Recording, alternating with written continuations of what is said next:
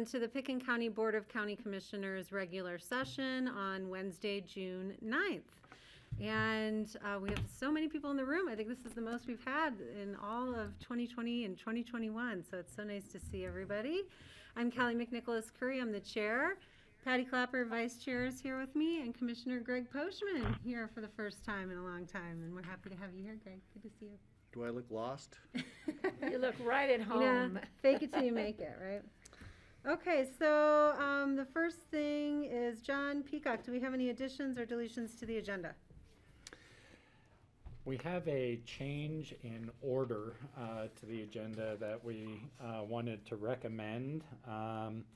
Right now, I believe it is item number 7, an ordinance of the Board of County Commissioners of Pickens, Colorado, granting an easement to Lazy Glen Homeowners Association is in the correct place for our agenda structure.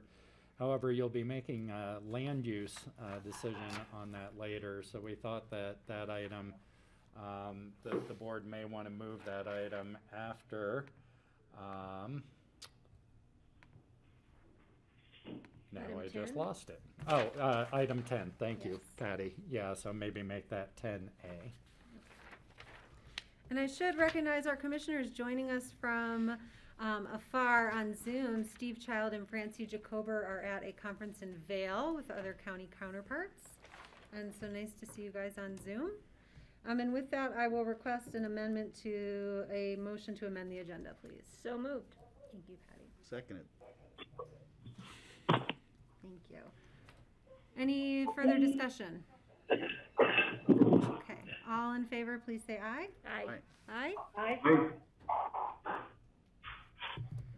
Okay, thank you. Next item is our public comment period. So I will invite folks who wish to comment on items that are not set for public hearing or any matter not on our agenda today to address the board. If you wish to make public comment, please press *9 to raise your hand. We will recognize you and then you will have 3 minutes.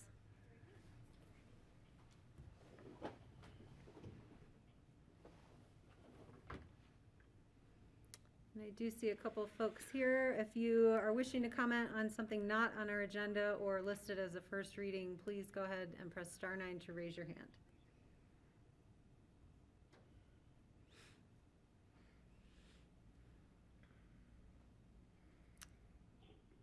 Okay. I will go ahead and close the public comment period and bring it back to the board for commissioner comments. Patty. Yeah, thank you, Kelly. I just want everyone to really have a heads up about fire season. It's upon us. It's been upon us for a while now. We're already seeing, not today, we have a beautiful blue sky day out there, but we're already seeing smoke coming from neighboring states. We did have a small fire yesterday that was quickly extinguished, so thank God for our firefighters who are out there and on it. But everybody needs to be cautious and be prepared. Be prepared, have your to-go bag ready, set, go, so that if you need to be evacuated, don't hesitate, don't wait. You have everything packed, medications, certain documents, photographs, anything that you can take with you. Make sure you, what you can't put in a bag, have a list, so you know if there's other things you need to pack in your car, you're ready to go. It's critical. You know, it's as our emergency manager said, it's not a matter of if, it's a matter of when. So please, I'm asking everyone to be conscious when you're out in nature. When you're driving on the road, please keep your cigarette butts in the car. Don't flip them out. Don't drag chains along the highway. They spark and they create wildfires along the roads, which spread quickly. So please, I want everyone to be very conscious of the need to be protective of our beautiful environment and of life safety issues. So enjoy it out there, but always keep in mind that there's a danger and we need to be safe. So thank you. Great, thanks, Patty. And I'll just chime in, anyone who's not signed up for Pitkin Alert, please go to our Pitkin County website, and on the left-hand side at the top is a link to sign up for Pitkin Alert, and that will give you public safety notifications if in the event of fire. Other comments? Greg? Sure. Yeah, I want to say, can you hear me? But I don't have to. I'm Am I on mute? actually here. I think as some of us did, I woke up about 3 o'clock this morning thinking about the boiler discussion at the library and our climate action plans, and looking at the agenda where we're actually talking about formalizing and making actual commitments to climate. It's pretty ironic that we had to approve a new legacy boiler system for the library yesterday. So I've spoken to Cindy and Zach, and I've really been thinking about this, and I wanted to call that issue up. And I don't want to rescind the approval of the supplemental, but I do want to encourage, or actually direct, staff to go back and let's just make sure our ground is covered and we've looked at every possible alternative we can, because there may be some creative ways moving forward to deal with a problem we're going to see in virtually every building that we renovate or try to electrify in the future. So I think this is the time to start, and I would propose that we actually buy that extra year, keep the boilers going for an extra year. It sounds as if that's possible according to Public Works or facilities people, in order to really examine this, because we might be looking at legal issues, we might be looking at other rules that haven't even come up yet. There may be ways of, as Steve mentioned, splitting up the heat pumps so we can split the snow melt off. Because it occurs to me the two biggest issues we have, it's not about books, it's not about the library, it's about snow melt, and it's about the cost of electricity for when we start using a lot.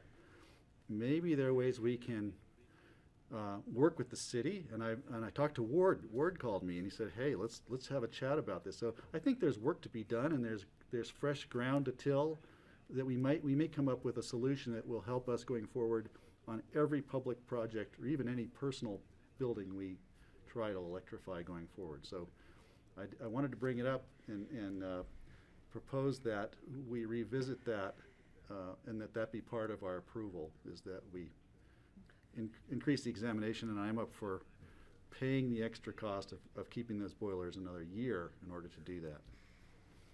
Thanks. Okay, thanks, Greg. And I had sort of slated this for open discussion, but this will come up in our supplementals. So I guess I'll look to John Peacock and maybe supporting staff on their schedule today of when the best time is to have this conversation. Well, the board has a number of items on the agenda today that are probably relevant to this discussion. And so, you know, it would either be appropriate to bring it back during the budget supplemental to talk about the use of the appropriations. I think staff has some thoughts or options for the board to consider along those lines, having seen some traffic about open discussion today. So I would suggest maybe instead of hashing it out during commissioner comments, which isn't a traditional time, that maybe we bring it back during the budget supplemental and have a conversation about options then. Okay. Great. And hopefully I'm that fine works with for Cindy and Zach. It's right before your other items. Is that okay? Okay. All right. Steve, is that good for you too? I know you had wished to revisit this. Yeah, and I'll save my comments. Fancy, my computers are real close to each other here. They sound far apart somehow. Let's see.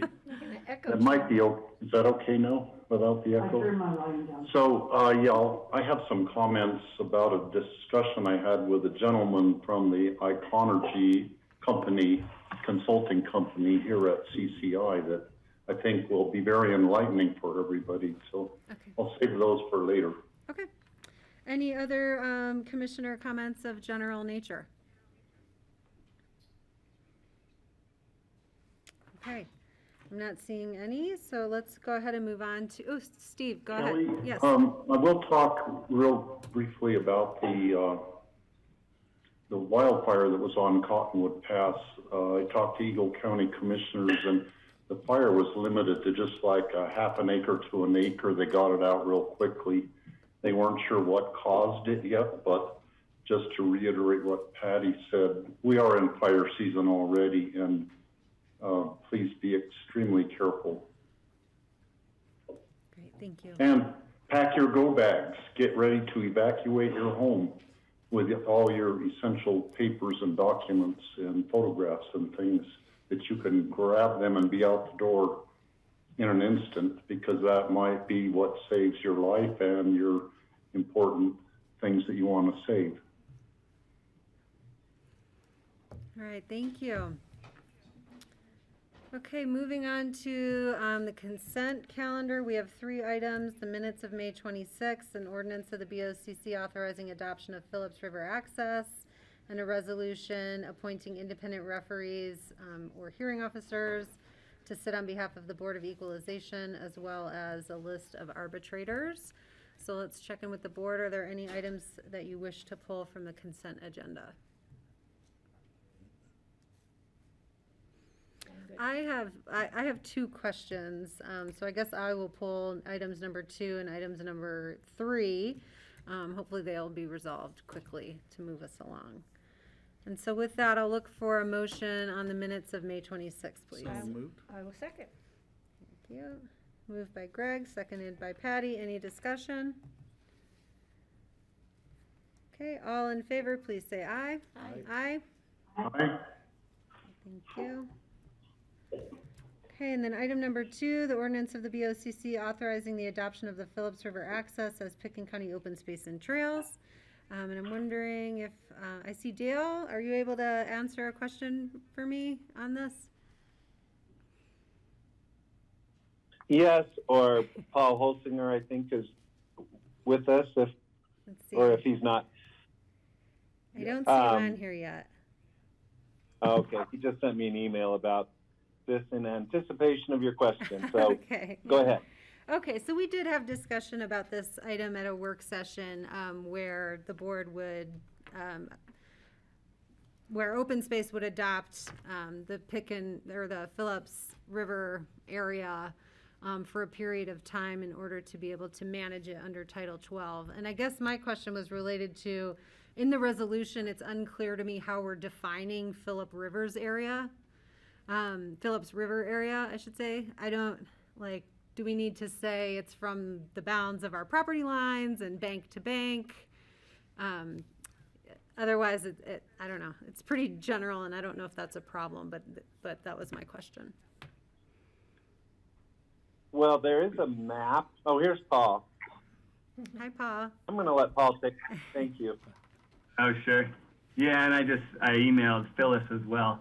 I think what we were anticipating is just within the water course, because that is the easiest to define throughout. So, and it's the easiest to enforce, honestly, when you're in the water and you can tell somebody, well, if your feet are wet, you're within the easement. So. Okay.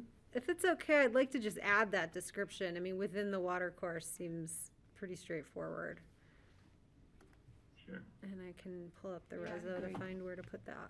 Yes, Steve. So what if someone is standing on the bank and fishing? Maybe they walk downstream fishing along the bank, but they're not actually in the water, but their bait is in the water. They are technically fishing, and I think that should be the easement also. Yeah. The only reason I say if your feet are wet, it's just the easiest way to describe it for somebody. But when the water's low and they're standing on dry ground, but it's actually the riverbed, that's just as easy. And honestly, when the river is up and actually hitting the bank, there's riparian vegetation all along there. So it's still just as easy to describe within the water course. But that was just a poor example on my part. We've also looked at 10 inches or something above a foot above the high water mark as a definite boundary, at least conceptually. Yeah, we've used 5 foot above the bank and 10 foot above the bank. Any thoughts or clarification needed, Patty? Yeah, Ryan, do you have any input on that?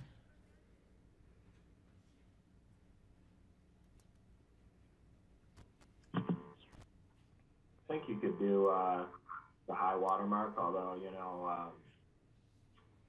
I think some of the side cabin amenities are within high water mark, but I think from a definitional standpoint, you can either make a reference to the attached map and include that as an exhibit to the resolution, which may be the easiest thing to do. I'm looking at it right now. Okay. Yeah. And at least for the purposes of the resolution, that would be sufficient. If the way Open Space and Trails finds it easiest to manage the property with respect to informing the general public about the rules, if they want to do that by making a reference to whether your feet are wet or not, that's a practical consideration, I guess. Yeah, So, I guess. yeah, thank you, Brian. I'm comfortable with that. I think that would be a good idea. And then probably to include in the resolution the language within the water course, I think.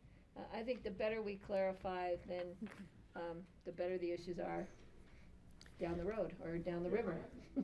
So I'll I think propose. you could the exhibit, Patty, and then you make a general reference that the property designation generally includes the waterway running through the Phillips property and the immediate banks surrounding the waterway. Okay. That would do it. Okay. Do we need to mark north and south boundaries on the property? I think it's on the map. I mean, So I'll Actually, propose, in the third to the last whereas, where it refers to Phillips River area, that we would say, whereas the Phillips River area as depicted on map attached as Exhibit A, and the waterway and surrounding banks is hereby named declared. Does that work? I'm seeing head nods. riparian area? Did I hear mention of riparian area? I have surrounding banks, which is what Rye had proposed. Does that work? Which covers it all. So it could be rocks and riparian. Okay, thank you for indulging me on that. Is there any other discussion on this resolution? If I Sure, could, Greg, yeah. I think I'm okay with the language, just wondering, for practical matters, we'll have signs posted on the north and south boundaries, so it's really clear to all the fishermen and the guides where they are. So we won't have the disputes. I'm just worried about people straying off the land in your open space control and thinking they're still on open space land, and conflicts arise. Paul's shaking his head yes. That's a yes? Yeah, we can do that. And honestly, we have, I think, easements bookending this property. So even if you go beyond, you're good. I mean, you might be able to go 5 feet above the bank, or, but it's a really nice stretch of river, and this will just be an easier way to define it. And I'll let Janet Urquhart know that she can call those guys and tell them to get in line. Excellent, thanks.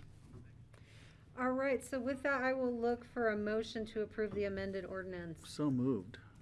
I'll second. Thank you. Excuse me. I have resolution, we have it noted as an ordinance. Is that a problem, Rye?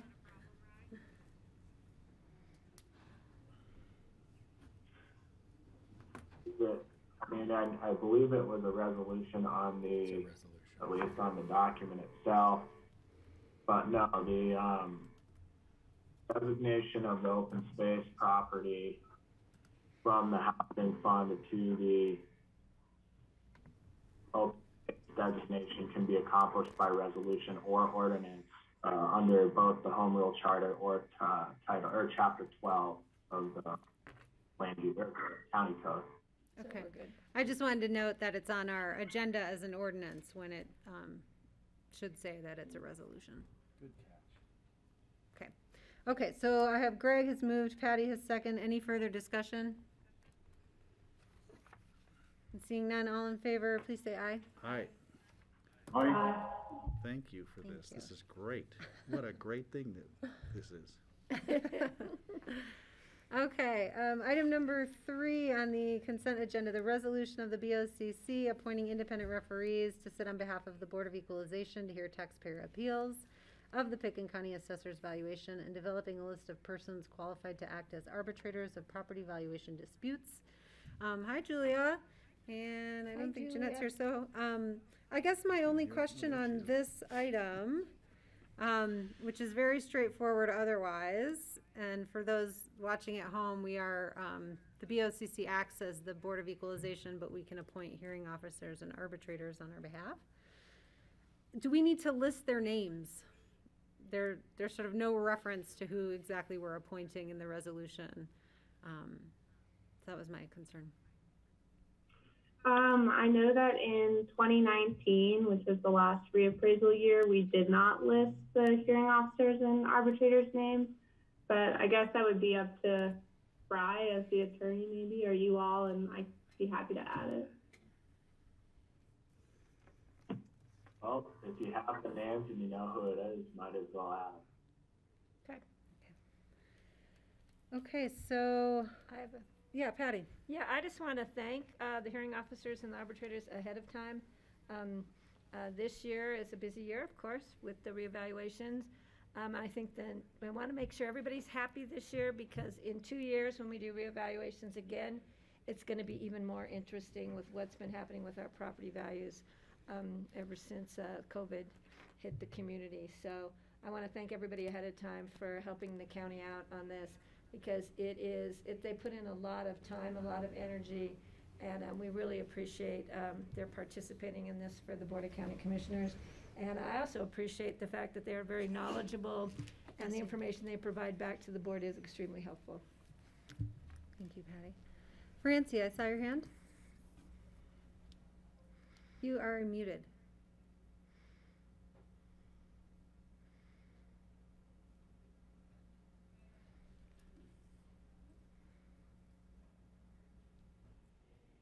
And you may need to turn your speaker volume up.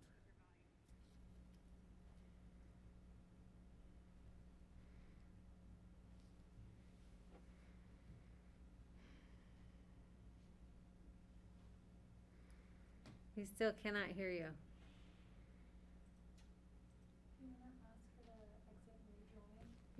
Yeah, she's got to go out and come back in.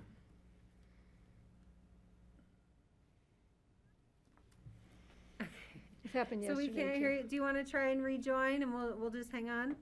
Okay.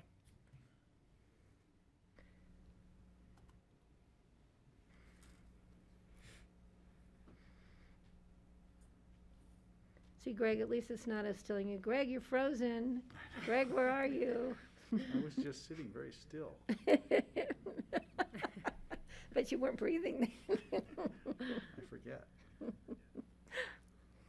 So Francie, you may need to jump off and then rejoin because we don't hear you.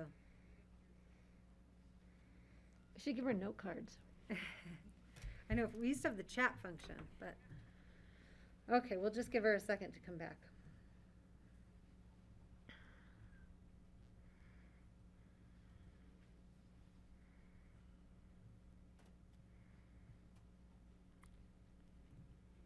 Is she still at her daughter's house? Yes.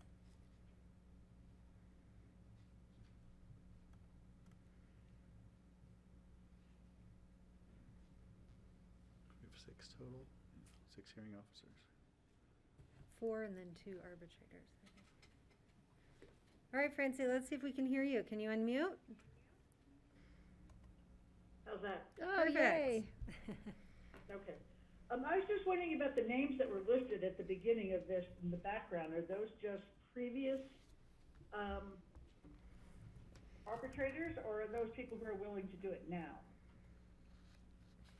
So the 2 names on the AIS, Kim Tarver and Les Gray, are the folks who are on our list for this year to do it now. Okay, so I was wondering about, so they don't get transferred into the resolution, they're just on the background information? Is that what you were talking about just a minute ago, Julie?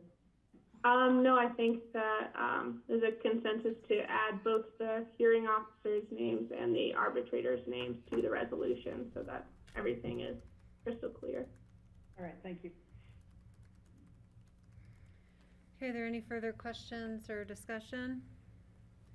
If not, I'll look for a motion for amended resolution. I will make a motion to approve the resolution appointing independent referees, hearing officers, and the qualified arbitrators, and adding their names to the resolution before us. Thank you. Patty moved, Greg seconded. Any further discussion? Okay, seeing none, all in favor, please say aye. Aye. Aye? Aye. Okay, thank you, everyone. Okay, moving on to item number 4. These are, the next items are individual consideration items. These are first readings, which will be set for a public hearing in 2 weeks on June 23rd. With that, we have an ordinance of the BOCC to establish and approve the Airport Advisory Citizen Board bylaws. All right. I'll be excited when we get this to second reading. And we can actually get to work on it. Yeah. Okay, are we set? We've got everybody think here. so. I've got Dan with me today. Great. Hi, Dan. So thank you, Chair and board members. It is good to be in person, be able to see your faces and your reactions. Half of them. Yeah, at least half of them. This has been quite a process, as you all have been involved in. Part of your resolution, which was Resolution 105/2020, called for the formation of an advisory board. We started this process back in January 26th of 2021, and then visited a second time in May. And that's a large gap between, but and I hate to bring up a bad happening, but between that, the day that we were supposed to come back was the day of the shutdown on this building that you all had to vacate. So we were unable to get it back on until May. But what you have in front of you now is an ordinance of the Board of County Commissioners having a first reading today and setting a second public hearing and reading on June 23rd. And what I thought I'd do is just kind of walk through just generally the changes that has taken place. And what had happened after our second board meeting is that the Chair, Kelly, John Peacock, County Manager, John Ely, and I met, talked through the changes that we had noted during that last meeting. And then John Ely took a stab at just trying to legalize it a little bit more from his perspective. So what you have in your packet now is what we think has captured all of the comments. We can certainly tweak what we need to here, but we feel that this document is really well thought out and captured the comments that you all had. So I'll start on the first page that was in your packet, and the purpose. It was just a small tweak to that, just clarifying it. And I believe the board was okay with really the language for the purpose. The bigger change came under Section 4, which is a formulation of county policy, and that's a new line item in this, but it was derived from the Section 5, which is a principal role. So we took a lot of the language that was in that, we moved it into the formulation of the county policy, and took out sections that we moved up and left the rest of it in this principal role. Really, it was just a combining of them and a clarification, and that was from the attorney's perspective, just a little bit cleaner in describing the two, the formulation and then the principal role.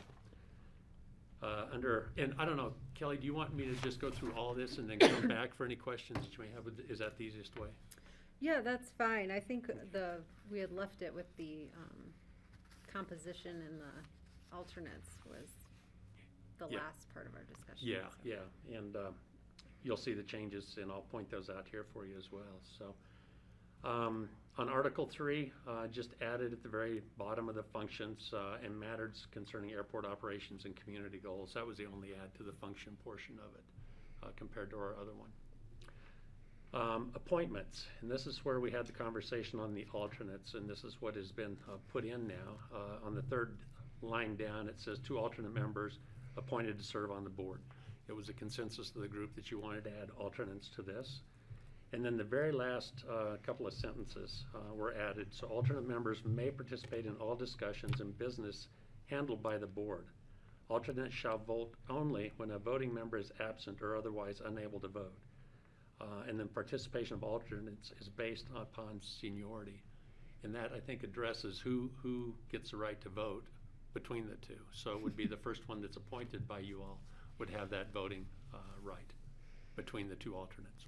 So I hope that clears that up. If you skip past to Article, hang on just a second. Oh, I'm sorry, the terms. We did add the alternates under Section 2 for the terms. We added the alternate members to their terms. And what we did is we plugged those into the first year and second year terms instead of waiting for the third on it. So whenever you would appoint your alternate as part of your voting member and the ex officio, that would be your senior alternate member at the time. We had a couple of minor cleanups on qualifications under Section 3. Under 5 was removal. Again, just a couple of minor changes there.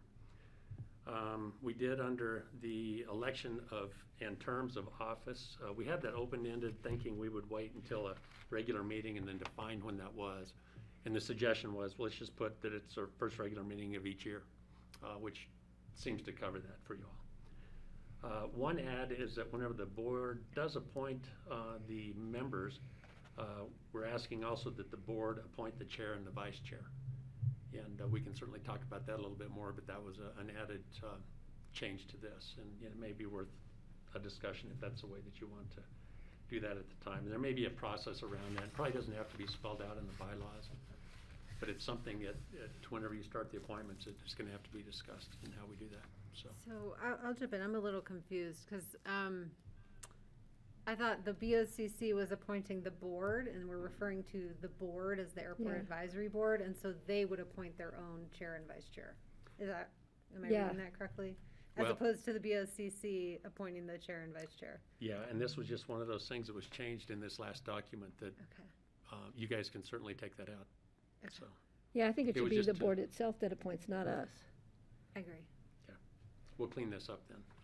We'll make sure that Just that's clarify that it's the.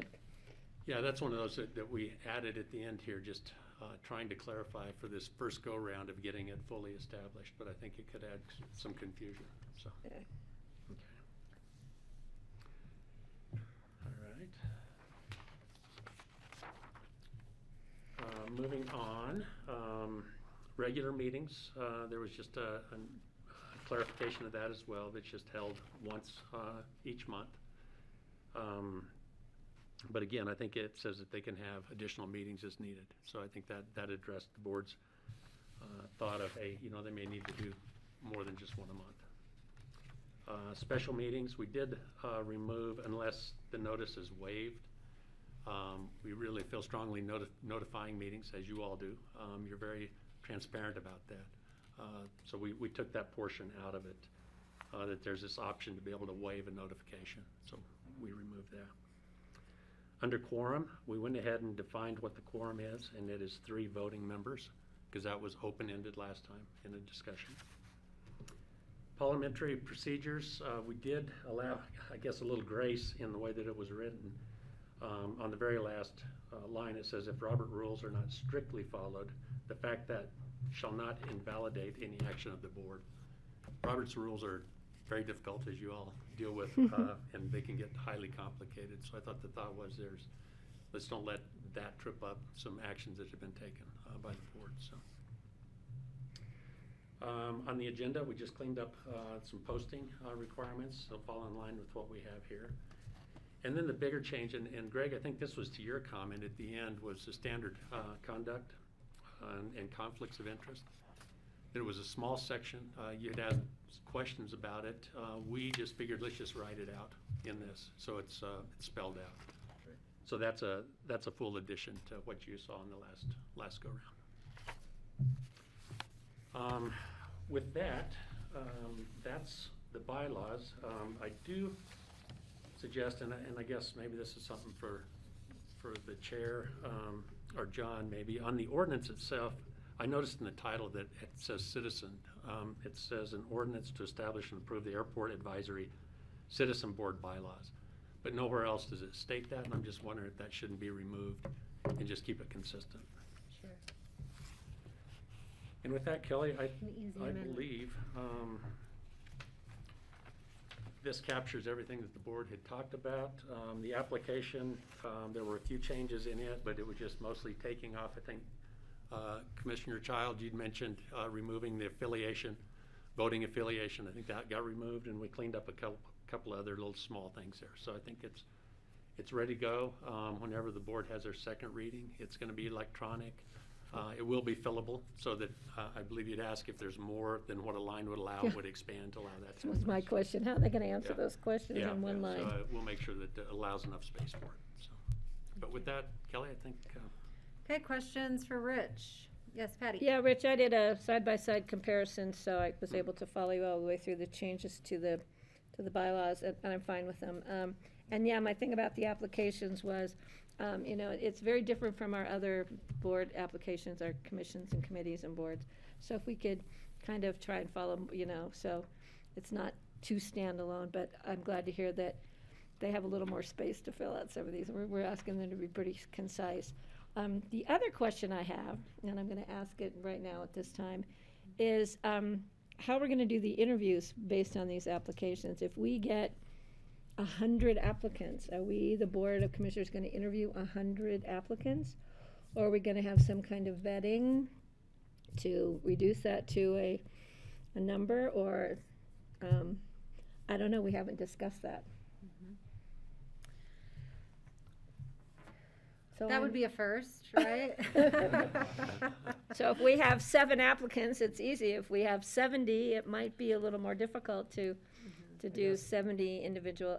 I don't know how the board, I really don't have any idea how the board wants to proceed with that. Yeah, my recommendation would be to put it out, see how many applicants come back. Staff can bring that back to the board, and then the board can make a decision whether you want to, you know, appoint 1 or 2 of you to try and narrow down the list if we do have a number of applicants, or if there's an appropriate number.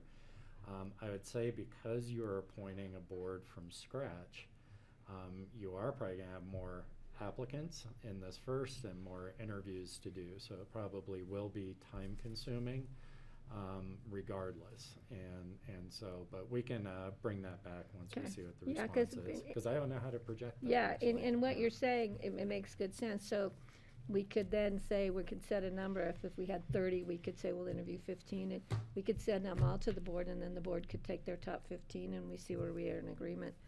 Kind of like we did when we were appointing other committees, when we were ranking people in different sectors. So that's good, but I just want to make sure we didn't forget to have that discussion at some point.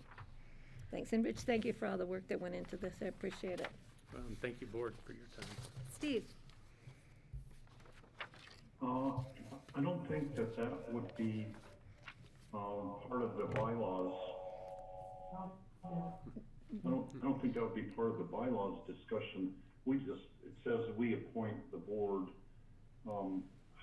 The procedure on how we appoint the board, I don't think needs to be spelled out in the bylaws. So I think we could have bylaws and figure out a procedure later.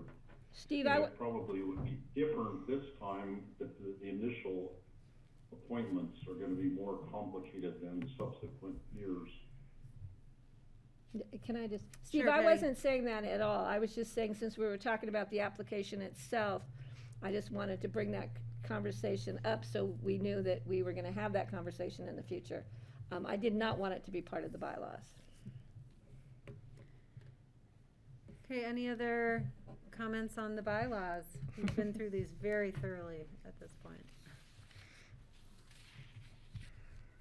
Okay. All right, so, yes, go ahead.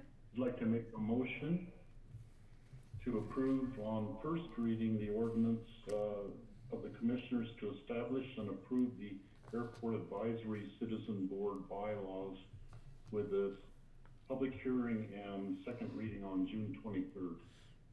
Thank you, Steve. I'll second. Okay. And I'll just note, we can change the title between now and second reading. Okay, we can do that. Okay. All right, any further discussion? Seeing none, all in favor, please say aye. Aye. Aye? Aye. Aye. Okay, thank you, everyone. Thank you. Thank you. Dan, board. good to see you again. Whew. That was fun on Saturday. Yeah, thanks for being there. Okay, next on our items here, we have item number 5, an ordinance of the BOCC amending ordinance number 21-2017 and approving an amended lease agreement between Jedediah Aspen LLC and the BOCC to extend the square footage of the concession boundary area into the secured passenger area of the Aspen-Picken County Airport, and an application for modification of premises to a liquor license held by Jedediah Aspen LLC. And Rich is still with us, Dan is still with us, and welcome Jeanette. Hi. Hi. Thank you, Kelly.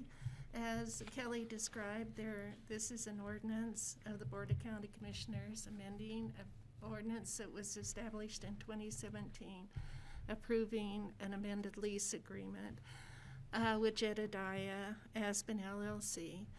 The purpose of this is there's two components to what we're bringing forward to you today. There is the ordinance amending the lease agreement, and then there's an application submitted by Jedediah Aspen LLC for a modification of premises to their liquor license. So these are connected. We have to do first and second reading, your consideration of the ordinance prior to sending the application for the modification of premises to the state of Colorado. The background on this is the ordinance 2017. We entered into a lease agreement with Jedediah for Jedediah's catering and concessions for operation of a food and beverage concession at the airport. We'll refer to them as JALLC now from this point on. They hold a state of Colorado hotel, restaurant liquor license as well as a Picken County liquor license. There's a defined boundary area currently. They are permitted to sell alcohol to individuals in consumption in the terminal area adjacent to the restaurant and bar area as depicted on the Exhibit A that's connected to this packet. It also provides JALLC shall not permit individuals to carry alcohol or other beverage in glass containers from the restaurant and bar area in the terminal. JALLC is requesting an amendment to the current lease agreement to permit individuals to carry purchased alcohol or other beverages in disposable non-glass containers from the restaurant and the bar area. Pursuant to liquor law, in order for them to do this, they need to have a modification of premises in place. And so staff has, and excuse me, I should back up a little bit here. I apologize. Rhea and Mike are here from Jedediah's, and I totally apologize for that. Also, Dan and Rich are here from the airport to answer any questions that you all might have. So, okay, my concern or staff's concern as far as the liquor modification of premises application, I've asked the applicants to provide a letter describing how they're going to control the liquor and most importantly keep it out of the hands of underage persons. To work with airport staff to provide sealed trash cans, not just your little office trash cans, but maybe trash cans that have a swing top lid or some kind of mechanism like that. To place signs in various places that no liquor can be taken outside the defined boundary area, and I'll work with them on that. And then also to place signs that it's a penalty to provide liquor to underage persons, and I have signs for that. So the airport staff is in favor of this amendment to the lease agreement and the request by JALLC for the modification of premises. The recommended action is for the board to approve. It should be a resolution, ordinance amending ordinance 21, 2017, and approving amendment to the lease agreement between Jedediah Aspen LLC and the BOCC on first reading, and set for second reading and public hearing on the 23rd. And if the board is willing to do that, or if they still choose to do that, I would like you to continue the modification of premises application to, I've never talked with a mask on before. I know, it's tough. Anyway, if I sound kind of, so the lease agreement would be approved, if you so choose, on second reading, and then we'll approve the modification of premises, because we have to have the lease amendment in place before we can approve that application. So, Thank you for that procedural note. Are there questions As I'm for gasping. Jeanette or Rich or Dan or the applicant? Patty? I have a question. So if I get off a plane, can I go get a cocktail and take it to the baggage area? Okay, that's a clarification. And the yellow space where there's a concession space in the baggage area will not sell alcohol? So it'll be confined to the passengers that are planing, not deplaning, in-planing? Boarding? Not complaining, but Where's that to? boarding, thank you. And so they can have a cocktail and sit in the boarding area. Correct. It isn't there. It's the envelope is the TSA secure area. Perfect. That describes it all to me. Okay, then, and then Jeanette's request is for us to continue the expansion of the liquor licensing area, to continue that to when we do the second reading of the lease. the modification of Modification premises of premises, application, okay. yeah, you got it. All right, thank you. Okay, other questions? Greg? Yeah, I realize we haven't thought about Jedediah and the airport concession for quite some time, but when we did maybe it's a couple of years ago, long before Dan, welcome, by the way, first meeting in person. I know we had some issues just with, whether it was, I don't know if it was trash containers or whatever, the issues that were of concern, and we had a lot of dialogue about staffing and oversight. So the one thing about this application I see coming up, and we'll get to it, I assume, is just to make sure that oversight is maintained, and it's not always going to be possible for line of sight, as you've mentioned in your application. I guess what my question would just be for our own staff, how has our tenant been doing in recent years? Yes, thank you for the question.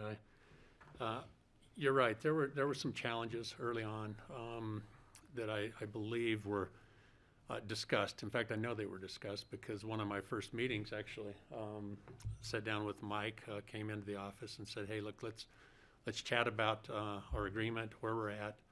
We were able to talk through some of those challenges. I think there were some communication issues, but I can tell you that during my interim period, that Jedediah has done a great job. They've stepped up.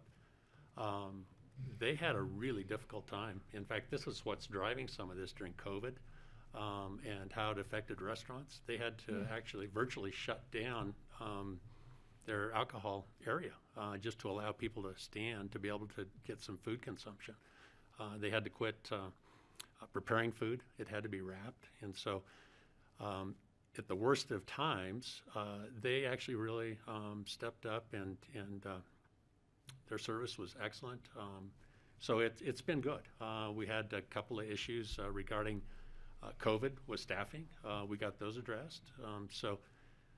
I can just say during my period of time, and I can assure you that going forward that that communication is going to be there with Dan, and things should be on a really good path forward. Or else, as staff, we wouldn't have been bringing this forward to support it.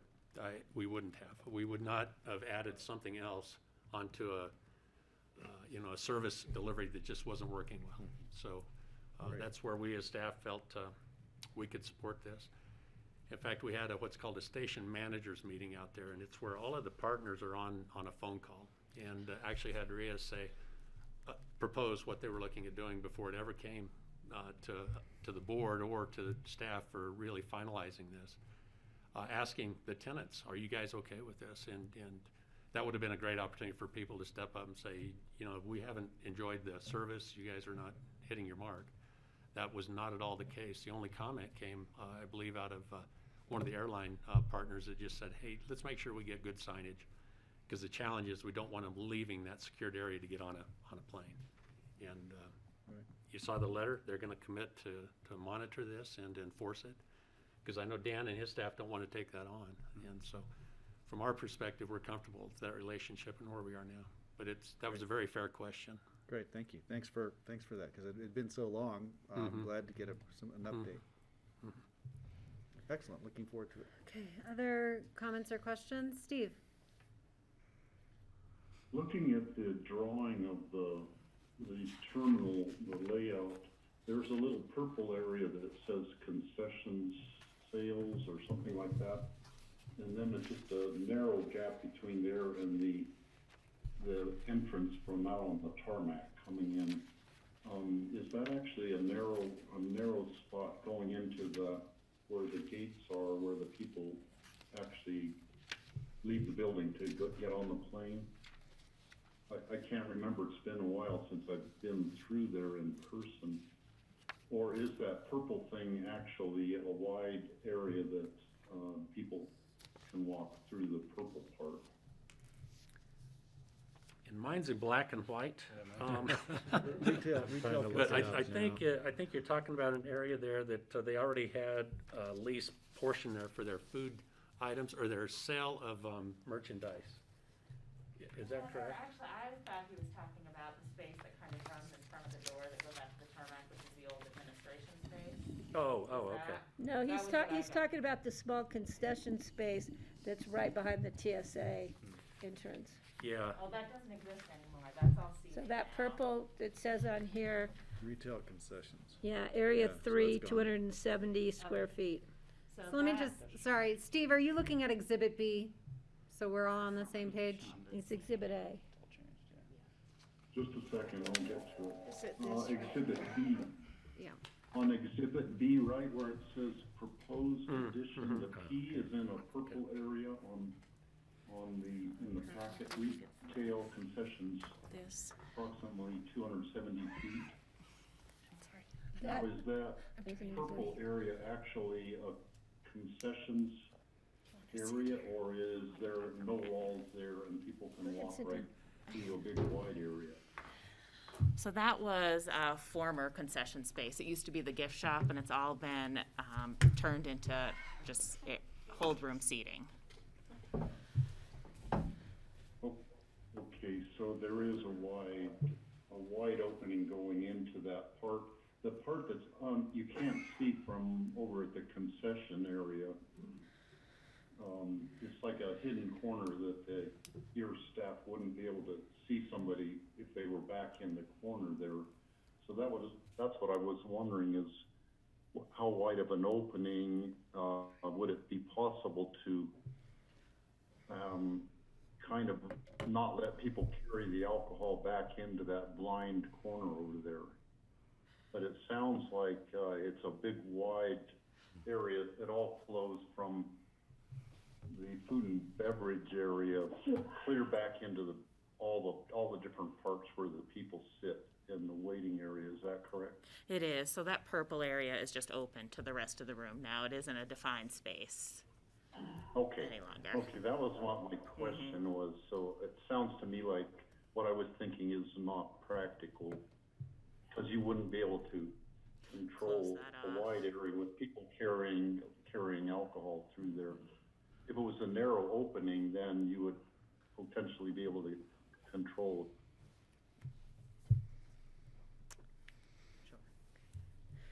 Right, so I think we're good.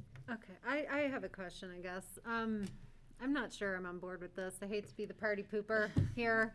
But I'm trying to like envision, you know, we're looking at like a full airport and there's delays and, you know, the airline staff has people backed up to their counter and, you know, Jedediah runs out of alcohol cups and so they're using soda cups and, you know, someone has a concern like, oh my gosh, this 16-year-old's getting drunk here in their 3-hour delay. You know, who do I tell? I don't have time to tell anyone. You know, everyone's super maxed out. So like, how does that work? You know, like, how does someone, like, who does somebody go to? You know, I'm sitting there, I'm like, oh great, this like kid is gonna puke on the plane next to me, great. You know, who do I go tell? Like, I'm not thrilled about this. You know, airline staff is busy, bar staff is busy, like TSA, you know, who do you talk to? Like, how do they deal with that? Because I think that's probably a reality. I don't know who wants to take that. Rick, you can start and we can certainly add to it. Sure. Under circumstances like that. Yes, and certainly we've run into circumstances like that where the building gets full. It is hard to handle all the customers that are coming through there. But essentially, I see that as the same as any other issue. They would come and either stop at TSA or come and see us, similar to any other issue that they're having in the airport. There are people, we would be circling the room, like we said in the application, every 30 minutes. Our intent is to walk around the room and see if we see anything stand out that looks unusual. Kelly, one of the things that we do from a staff's perspective is whenever it gets conditions like that, our ops staff are deployed into the terminal to help manage just emotions, tension. We do line management. They're all easily identifiable, so anybody, if they go to our ops, would certainly get with the staff at Jedediah's, which is JA now, which is much easier to spell. Thank you very much. It's probably the best change of this whole thing. Not as fun to say, but I think you'd be able to go to a person, and then we'll have internal processes in place to where we know that it's going to get addressed. It's their license; it's at risk. So it's going to get, it'll be brought forward. And is this, you know, what other airports do you go to where this happens? You know, usually you're in a restaurant, you like drink your cocktail in the restaurant, and then you go to your gate. There are actually a number of airports that do this now. Fort Lauderdale, Miami, Chicago airport systems, Nashville, Las Vegas, and several others that are also doing this now. And that's a much larger area to police, so to speak, than just our terminal area, passenger area, is about as large as some of the bars in most of these large airports. So. Yeah. And that's kind of interesting because normally an applicant has their zone to take care of. The thing that we found different at ours is there's only one provider. So their ability to open it up and not us, chase down who's at fault here, seemed to make more sense from our perspective out at the airport. It is unique in that way. Now, this could be certainly revisited when we do a new terminal. I don't know what's going to happen with the concessions when we move forward. I'm just going to add something can I just add something real quick, Mike? Just, and having spent time in the terminal, having waited in that area a lot in this last couple of years, there are airport staff coming through all the time. Just coming through, and because I'm always saying hi to them because I know them. So yeah, so it is pretty well patrolled, and they're always asking people, and people are always asking them questions and stopping to ask them, and the airport staff does a great job, kind of canvassing that section of the airport, that holding area, just because whether there's delays or not, there's a presence there. Mike. Madam Chair, thanks. If I could, thank you for the question. It's a good question, and we talked about it quite a bit. One of the things that's key on this is, of course, is that every time someone orders a drink, we only serve one drink per license, driver's license ID that comes up. And so each person who's having a drink has to get that every time. And so that's the first line of defense as you go through this. And so one person you can't come up and buy a drink for you or your husband. Both have to come up and show your IDs to get 2 drinks. That rule stands today. And actually, we think, given the fact that this does happen in other airports, and we haven't had any problem at the Aspen airport, to our knowledge at all, with this, with any underage drinking problems at all since we've started. And given, with COVID-19, with taking out the tables, actually it's turned into a better situation for the customer, because usually they walked around that corner, saw it was packed with people drinking, they just go away. Now, actually, when they see that it's open and people are flowing in and out, they feel like they can come up and order, and actually we can serve them and give them a better experience. Going around the corner, we don't think that's an issue too. With the walk around every half hour and, like I say, the ID per drink, lets everybody know that we are watching and we are on notice. So, while it was something that was a concern to me as well, but I think that it's something that we can handle, and I appreciate the question. Thank you. Other thoughts, Greg? Just, you mentioned something earlier regarding what if the cups change? So you've got identifiable alcoholic drink cups versus soft drink cups versus, so that'll be a way to determine, it'll help anyway. Is that right? Yes. I just wanted to share something I'd heard recently about liquor inspections in our own community. Occasionally you'll get a series of violations, and they crack down so hard. Of course, your staff's going to have a great incentive to make sure to stay on top of this, because if they get shut down, that's it, right? I don't know how the inspectors would get into the secure space, but I'm sure they could find a way, or we'll invite them, in some way. But just thinking about the circumstances, just that seem so innocent, where it almost got you. It's like it almost seemed like they were entrapping them. But we just know we have got very strict enforcement in a party town like Aspen. So be warned. Yeah, they have been known to send in underage people to liquor stores and let them try and buy liquor just to set up the liquor store. So, Madam Chair, as we have been, we've been part of that operation, and we welcome it. And so we card everybody that walks in the door. So that orders a drink, and it's just, even I get carded. So and so that's just standard operating procedure for us. So, and we ask the local authorities to come in. Yeah, check us out. Let us know. We want to know if we're doing something wrong. So we appreciate it. Thank you. Francie or Steve, any other questions or input? Steve. So I feel good for moving this forward. My question is, if in a year's time we see that there are problems, could we then rescind it and go back to some other area of the modification of premises? Maybe not to where it is now, but maybe something small, a little smaller area. What would be our procedure for that? Jeanette's going to come up here. Thank you, guys. We're going to rotate chairs here. Jeanette will come answer your questions. That's the hot Steve. seat right there. Steve, yes, we could do that. What we can do is on the license, the county license, is make that a condition of the license. And then if we need to revisit it in a year, we'll have the license for a year, and then we'll revisit it at that point in time. Can I? Patty. If there's no issues, it won't need to come back, and if there are issues, it'll probably come back before then anyway. So, yeah, I agree with that. I mean, it's always good to have that there just in case, and chances are there will be no issues, so there won't be no problem. Does that answer your question, Steve? Okay. Francie, any other input or questions? No? Okay. Okay, I'll give it a shot here. And hope for the best and trust the airport staff on this. So if there's not any further discussion, I will be looking for two motions here. I'll be looking for an motion to approve this ordinance on first reading and set it for public hearing, as well as a motion to continue the application for modification of premises to June 23rd. So I'll make a motion for the first one to amend the lease agreement and set for second reading on the 23rd. Second.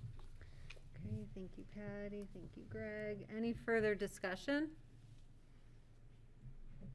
Okay, seeing none. All in favor, please say aye. Aye. Aye. Aye. And now I'll make a motion to continue the application for modification of premises. And we'll continue it to a date certain of June 23rd. I'll second that. Thank you. Thank you, Patty. Thank you, Greg.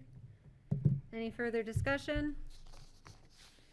Seeing none, all in favor, please say aye. Aye. Aye. Aye. Okay. All right, thanks for coming Nice to down. see you. Nice to Nice meet to you see in you, Mike. person. Dan, nice Have to a see you safe again. trip home. Rich? And say hi to Jim for me, please. And I just want to check in, Francie and Steve, are you able to hear our conversations from the room okay? When we have like rotating folks coming up and everything? Francie, we can't hear you. Nod your head or shake your head. Bye, Dan. Still can't hear you. Steve? Francie can hear you. I can hear her because we're at the same table. So at this next item, I'm going to recuse myself on the Capitol Creek Ranch item. I'm going to leave the meeting at that time.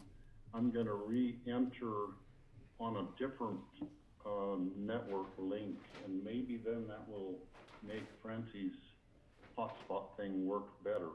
Or that's what we're hoping. Can you tell them I can hear Rich? So Francie can't hear Rich. You can't hear him at all, or No, just I not can really? hear him, I just can't hear what he's saying, because he's not close enough to his mic. So maybe Okay. Rich just needs to be closer to a mic. She can hear him, but not clearly. Okay, That's the issue with Rich. okay. We will make sure to resolve that for the rest of the meeting, so thanks for that input. Okay. Can't wait till we're all in the same So, we're gonna move on to item number 6. This is a first reading for the ordinance of the BOCC amending the amended and restated deed of the conservation easement for Capitol Creek Ranch. Steve, I will go ahead and give you the floor. So I am going to recuse myself from this. The conservation easement covers 2 different properties, the one that Molly and I own and the one that the applicant for this owns. It's one conservation easement covering 2 different properties. And I have to actually sign the document that is approved, if it's approved today by the BOCC. So on the advice of John Ely, I'm going to recuse myself on this item. And right now I'm going to leave for the Zoom call, and I'll come back in at the point when you're done with this item for today. Okay, thank you very much, Steve. And let's see. Okay, we'll turn it over to Paul Holsinger of our Open Space and Trails Department to walk us through this. Hi, Paul. Hello again. Yes, my name is Paul Holsinger. I'm the Agriculture and Conservation Easement Administrator. So I'm acting as the Conservation Easement Administrator in this capacity. I'll do my best. I just tried to share my screen just to see if I needed a little host help, and I do. So if somebody could let me do that while I start, that'd be great. Try it again. Let's see. Oh yeah, there we go. I'm going to bring up our maps and more site so I can set the table here for you all. Everybody can see this. Right now we're sitting over here in Aspen, and just like Steve said, this conservation easement is a pretty important one to us, as all of them are. But this one, especially for this area, the old snowmass area, back in 2003, Steve's family had the forethought to conserve their property, and Open Space and Trails worked with them to conserve the south half of their property first, while they made some really important family decisions in deciding how they wanted to conserve the top half of this conservation easement. And altogether, the property is almost 1,500 acres. Thankfully in 2003, we did conserve that southern half. And then 10 years later, we conserved the north half here. And back when that 2003 easement happened, it got a lot of other neighbors excited about conservation easement, and it helped usher in this Harvey conservation easement.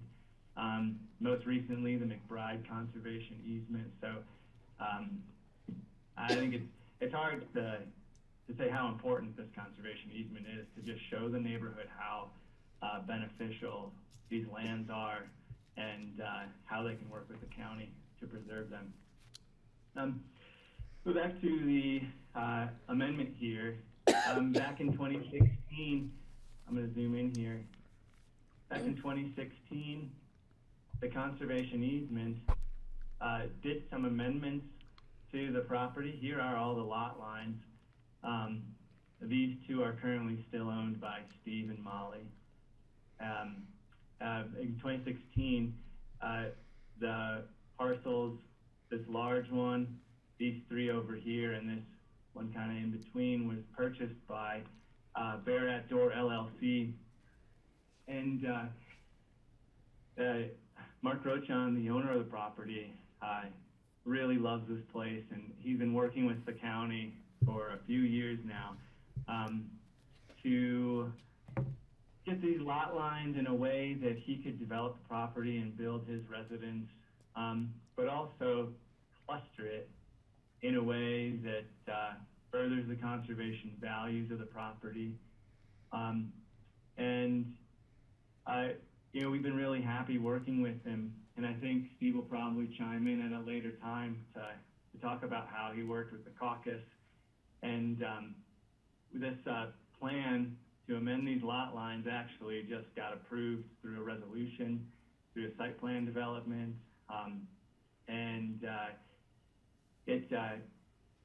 now we're at the point where we need to amend the conservation easement simply to replace the exhibit of the conservation easement. And let me stop my share and bring up a plat so we can see how it changed. The resolution just got passed just in March, so we all saw, and I'll let Mitch talk about that saga once I show you the plats here. But essentially, this is what we have now, and this is what we're going to. So we're moving one lot off of this kind of riparian area. There's a Capitol Creek actually goes right through here. So we're actually moving it up here to cluster it with the other houses. There's some existing houses here. And they're planning on developing this lot and this lot. So we're clustering it. And they worked with some architects to keep the scenic view from Capitol Creek Road open for the folks, since a lot of people like to stop there. There have been people who paint that vista. And yeah, it's just a better plan in open space's opinion. And like I said, this is really just a perfunctory action to finalize this plan that we've already approved. And Mitch is on the call, and he can add if you need, or if you're comfortable, we can just move on as well.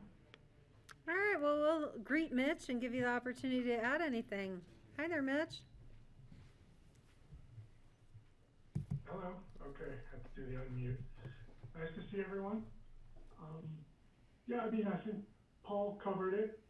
Yeah, this is really, we're not changing any of the language in the conservation easement or any of the terms.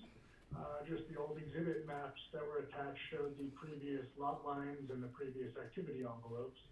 So really just updating the maps that are attached as an exhibit to match the approvals that were just granted back in, I think it was February.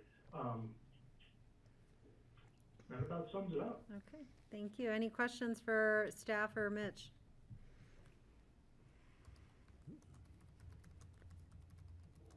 Francie, I can't tell. Do you have a question?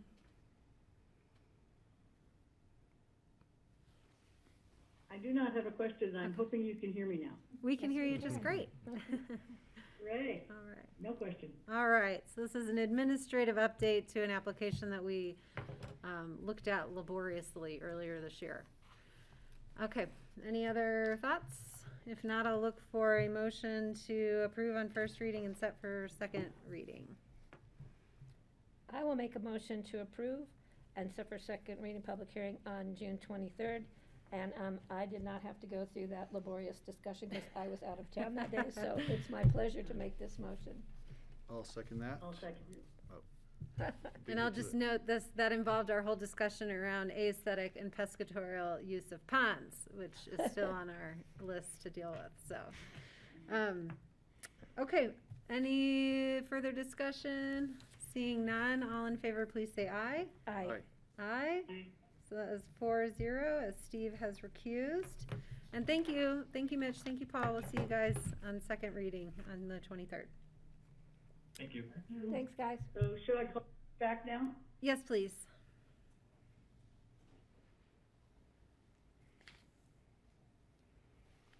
And we'll give Steve Thank you, Child Matt. a moment to rejoin I'm gonna us. jump out for just a sec. Would you grant me some water? I certainly will. Greg, would you like anything? I'm good, thank you. Thanks, Patty. Unless Elaine has chocolate out there. I'll ask. No problem asking for chocolate. She's got dog biscuit. Yeah, dog biscuit. Oh, dog biscuit will do. If it's dipped in chocolate.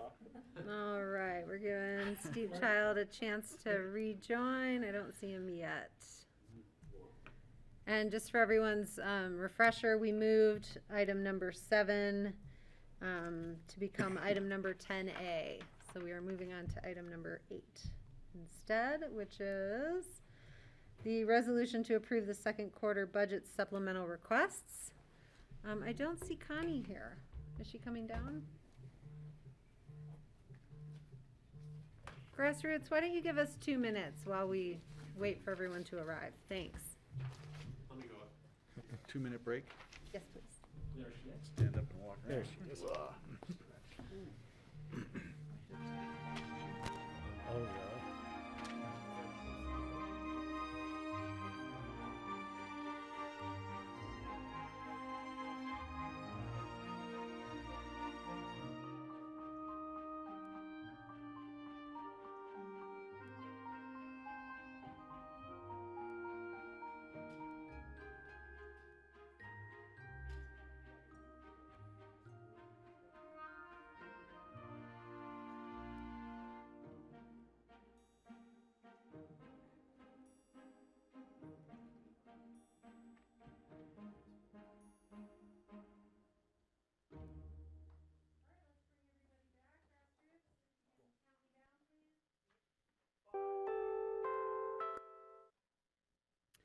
Okay, welcome back. We are at our BOCC regular session on Wednesday, June 9th, and thank you for the brief break while we got ourselves organized.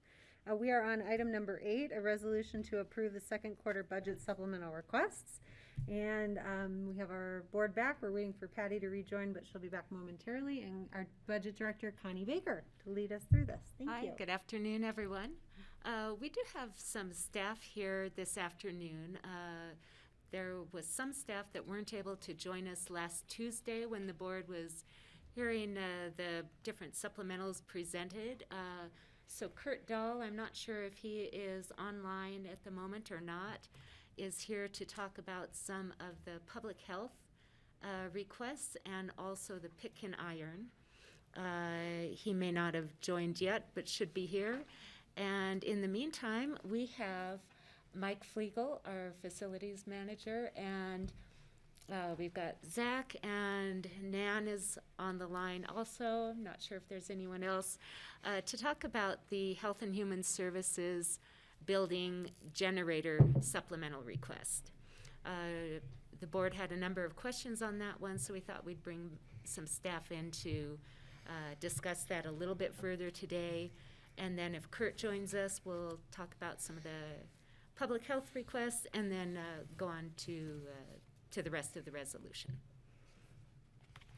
All right, thanks. So if we want to turn it over and address the HHS concerns first. Is that you, Mike? Sure. Thank you. Like me to start, and then I'll turn it over to Mike because he can talk about security. Just want to thank facilities for advancing this idea. We really feel like we need a generator at the Human Services building for a number of reasons. A couple of them that I just want to mention that I think you already discussed, but we have a detox in the building, which is a 24/7 operation. At times, they've been caught without heat or warmth or electricity, which is dangerous for them and for their clients. Community Health Services has medicine that needs to stay at a certain temperature. And so a loss of electricity in our building for them could mean a loss of medicine, critical vaccinations and medicine. We found recently with the fires, the Lake Christine fire in particular, but also Black Hills Energy, that because of our function, emergency support function 6 in a disaster, mass care and shelter, we don't have any place to go if electricity goes out. And I think we play a pretty critical role in the EOC when there needs to be shelter or federal benefits issued or just support and direction. So I think, we're aware in the Lake Christine fire that we were just one pole away from losing electricity. We spent a lot of time trying to find where we would go as an alternative. As a team, where would we provide these services? And pretty much all of the places that have generators have functions where IMT would be, or fire would be, AMBI would be. So anyway, I think that's a critical part for us, the shelter and evacuation piece. We need to be able to function in that circumstance. And we also have public health and human services that, as you know, function as emergency support function 8 around health and medical access. So both of us need to be up and running and have a predictable place to go in an emergency. And then I'm going to turn it over to Mike to talk about the building and safety, but primarily for us, I would say this is a continuity of operations demand for human services, and the services that we provide are really vulnerable in the loss of power outage. Thank you, Nan. Mike? Thank you. Good afternoon. Good afternoon. Commissioners, appreciate the opportunity. So Mike, can you turn your audio volume down? It was my mute. It was my microphone. I didn't realize I didn't need the microphone. Sorry. I'm new at this. Yesterday I was sitting here with Zach and he had it figured out, so we used his computer. But okay, well, again, thank you for the opportunity to be in front of you on this issue. I know you had quite a bit of discussion on it last week, and I listened to the discussion. I watched it, and I understand where the concerns are. And I mean, the cost is a lot higher than we anticipated. I understand that there were some opportunities to address additional types of backup power systems and everything. So I'm just here to present one additional piece on in favor of the argument for the generator, and that is that I guess it's not technically for the generator, but it's for some kind of backup power supply of some sort, which at this point would be the generator. Currently, our Wi-Fi system out at the Health and Human Services and in all of our other buildings rely on a good electrical connection in order for us to be in contact with that building, and more specifically to be in contact with that building's lock system. And what we found in the November long-term power outage that lasted several hours, we lost functionality with the lock systems both at the library and out at the Health and Human Services building. And we couldn't communicate with them to lock doors that needed to be locked or to unlock doors that needed to be unlocked. And second, the lock system out there requires backup batteries for these magnetic locks. And so when we have a power outage, the magnetic lock reverts to the backup batteries, which only have a capacity of a few hours. I think we lasted about 2 hours out there at the Health and Human Services building. And when that battery supply drained and the power was still off, all the locks on that building relaxed. And so we were in an unsecure situation that the only way to resolve was to have somebody in the building until we got power back to prevent unlawful entry. So I just wanted to add that as an additional security piece of the puzzle to this discussion about having some form of backup power supply out there. So thank you. Questions, Patty? Yeah, I just want to say, was in total support when this was first presented to us. Again, going back to Lake Christine, which John brought up at that time, and the debriefing we did after Lake Christine that showed us how many areas in our county, not just public buildings, but private entities didn't have backup power for people who say needed oxygen, and they would have no place to go if we didn't have any power at our Human Health Services building, so they could get their oxygen supply if they didn't have their own generator system or backup batteries at home. So this is a life safety issue in many, many ways, and I know we're concerned about, you know, the costs, we're concerned about energy use, we're concerned about diesel fuel, we're concerned about all of that, but I think our priority in some cases, and in this case, needs to be that life safety. And, you know, Nan's point about the emergency response actions and activities that need to take place through that building is critical, and the need for that building to have 24/7 power supply for so many reasons, I think justifies the need for this. So thanks for bringing up those extra points, Nan and Mike. Thank you. Francie? Yeah, I thought at the work session we had talked about how a generator which doesn't get used very often is just going to make a minimal effect in terms of emissions, and that we were okay with this. So I thought we were all on board for this. Other thoughts or questions? Steve?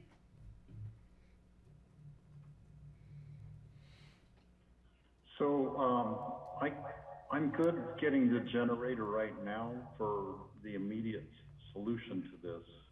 For a longer-term solution, I would like to see us consider sometime in the future doing a microgrid study similar to what we're doing at ABC in the airport, but do it for the vicinity of the hospital, the senior center and assisted living, the Health and Human Services building, the Aspen water plant. All of that are very essential kind of functions that I think could stand having an emergency industrial scale battery kind of a system of some kind that would be used in case the power went out, that those facilities would have stored electricity in a huge battery that would supply them for, you know, quite a long period of time. Perhaps that would also be backed up by a generator. And I think that's beyond the scope of what we're looking at now. We really need to do our microgrid study to completion at the airport before we start looking at another one. But I would love to see that sometime in the future. And I would see probably the battery would very likely be owned by Holy Cross Energy. It wouldn't necessarily even be a county or hospital responsibility to purchase and maintain that. But I think that would be a good long-term solution sometime, you know, sometime down the road from now. I did ask at the work session about the possibility of using the hospital's generator for the Health and Human Services backup. And I think it was Patty said that it was too small of a generator, was just barely big enough for even the hospital functions. But that would be another option if they did have a large enough generator at the hospital right now, that if we could tap into that, that might be a solution for now. Thank you. Okay, thanks, Steve. Other thoughts or questions on this item? Francie?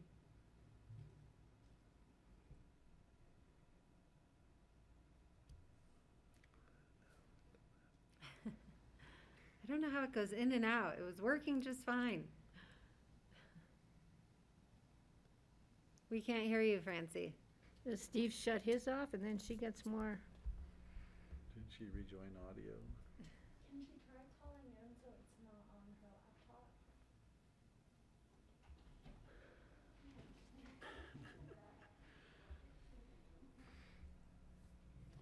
need Okay. to. All right, let's keep moving. We can come back if Francie has some real opposition, but I'm not seeing any opposition to this request at this point, so let's keep moving. Okay, great. We have Kurt Dahl here. Thank you, Mike, and thank you, Nan. Thank you. Thank you. Kurt Thanks, Mike. is going to talk about the 3 public health supplemental requests and also pick. Can I did we need Mike here for the library discussion we're gonna be having about the boiler, so he may not wanna leave? I think the board's gonna go into an in-depth discussion, and Sure, I'll hang around. okay, Thank thanks. you. Is that okay, Kelly? Yeah, it's fine. Thank you. Sorry, I didn't mean to interrupt you. Good afternoon.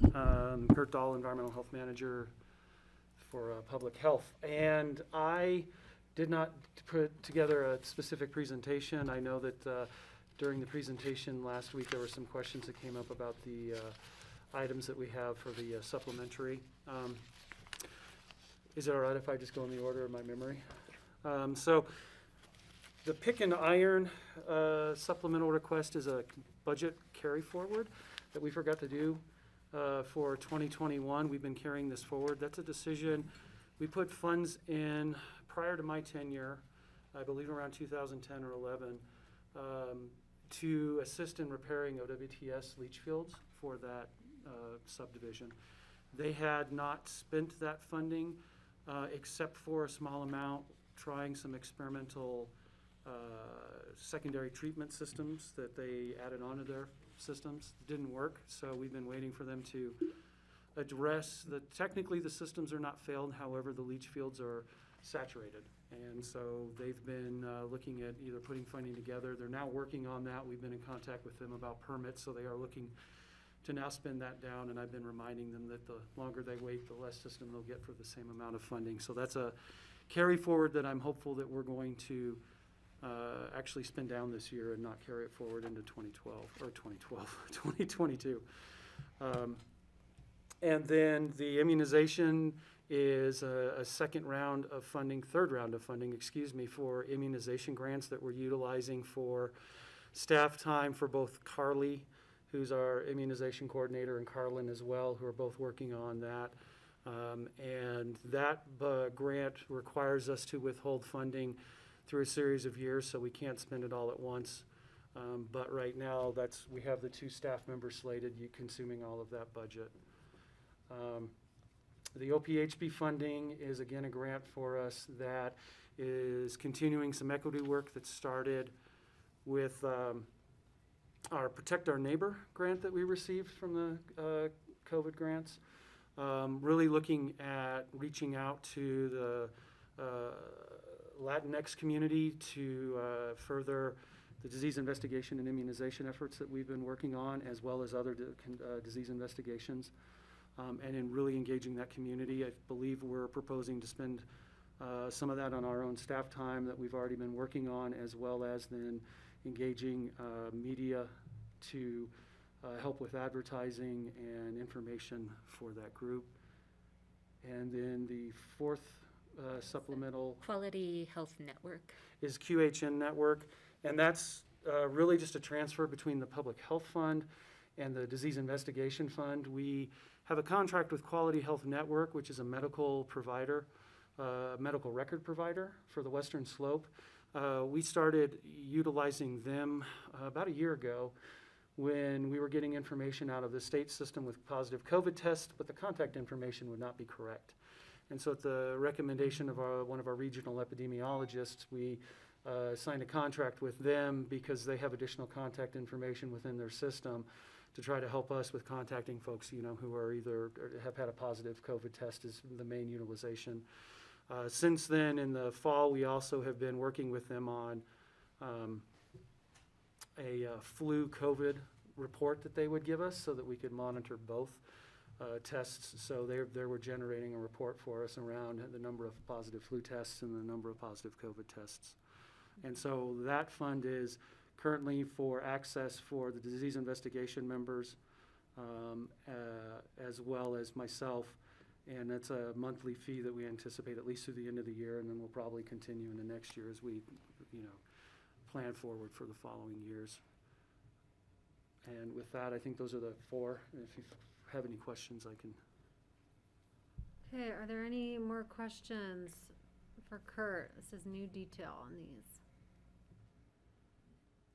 I have a question. Why is there a public health fund separate from a disease investigation fund? The disease investigation is a sub-department in the public health fund. Okay. And this is. So we have to approve moving that can't No, just. no, it's a new appropriation. It's just $7,000 though. Okay. All right, that's helpful. Good question.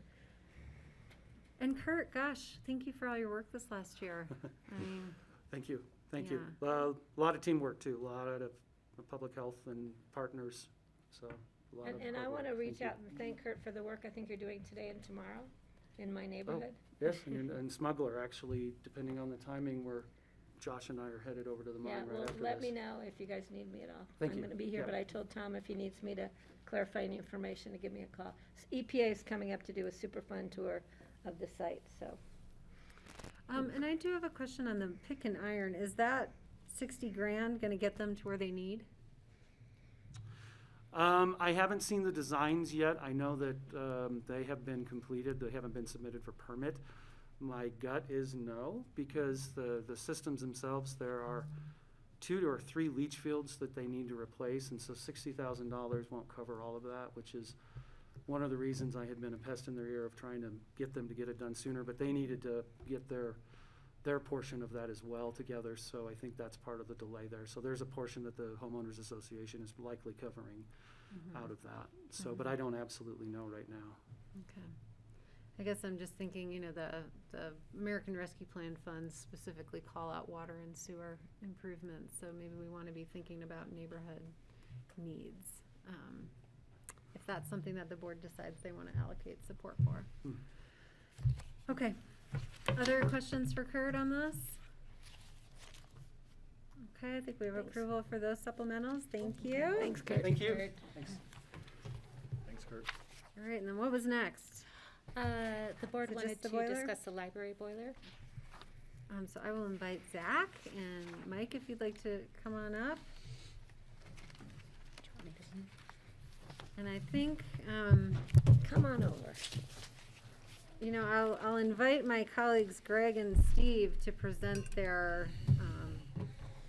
questions and challenge to staff to sort of kick off our discussion here, because we did talk about this and get some direction yesterday that there's a request to revisit, because I don't think any of us are thrilled with this boiler project. So Greg, I guess I'll look to you. Okay. Yeah, it's one of the things I lost some sleep over. You know, we've got a commitment to a climate action plan. We've got aggressive ideas on how we're going to be addressing climate, which to a great extent includes electrification of our buildings. And I don't need to tell anybody really about this. This would be just for the public, but that of course is our stated goal, and we're looking at all these. So when we have an opportunity at a 30-year benchmark to replace a gas boiler, an inefficient boiler from 30 years ago, it presents itself as an opportunity, a potential opportunity, and we hastily, got Zach to give us an analysis, which thank you for that. You did a very thorough job considering the short amount of time you had.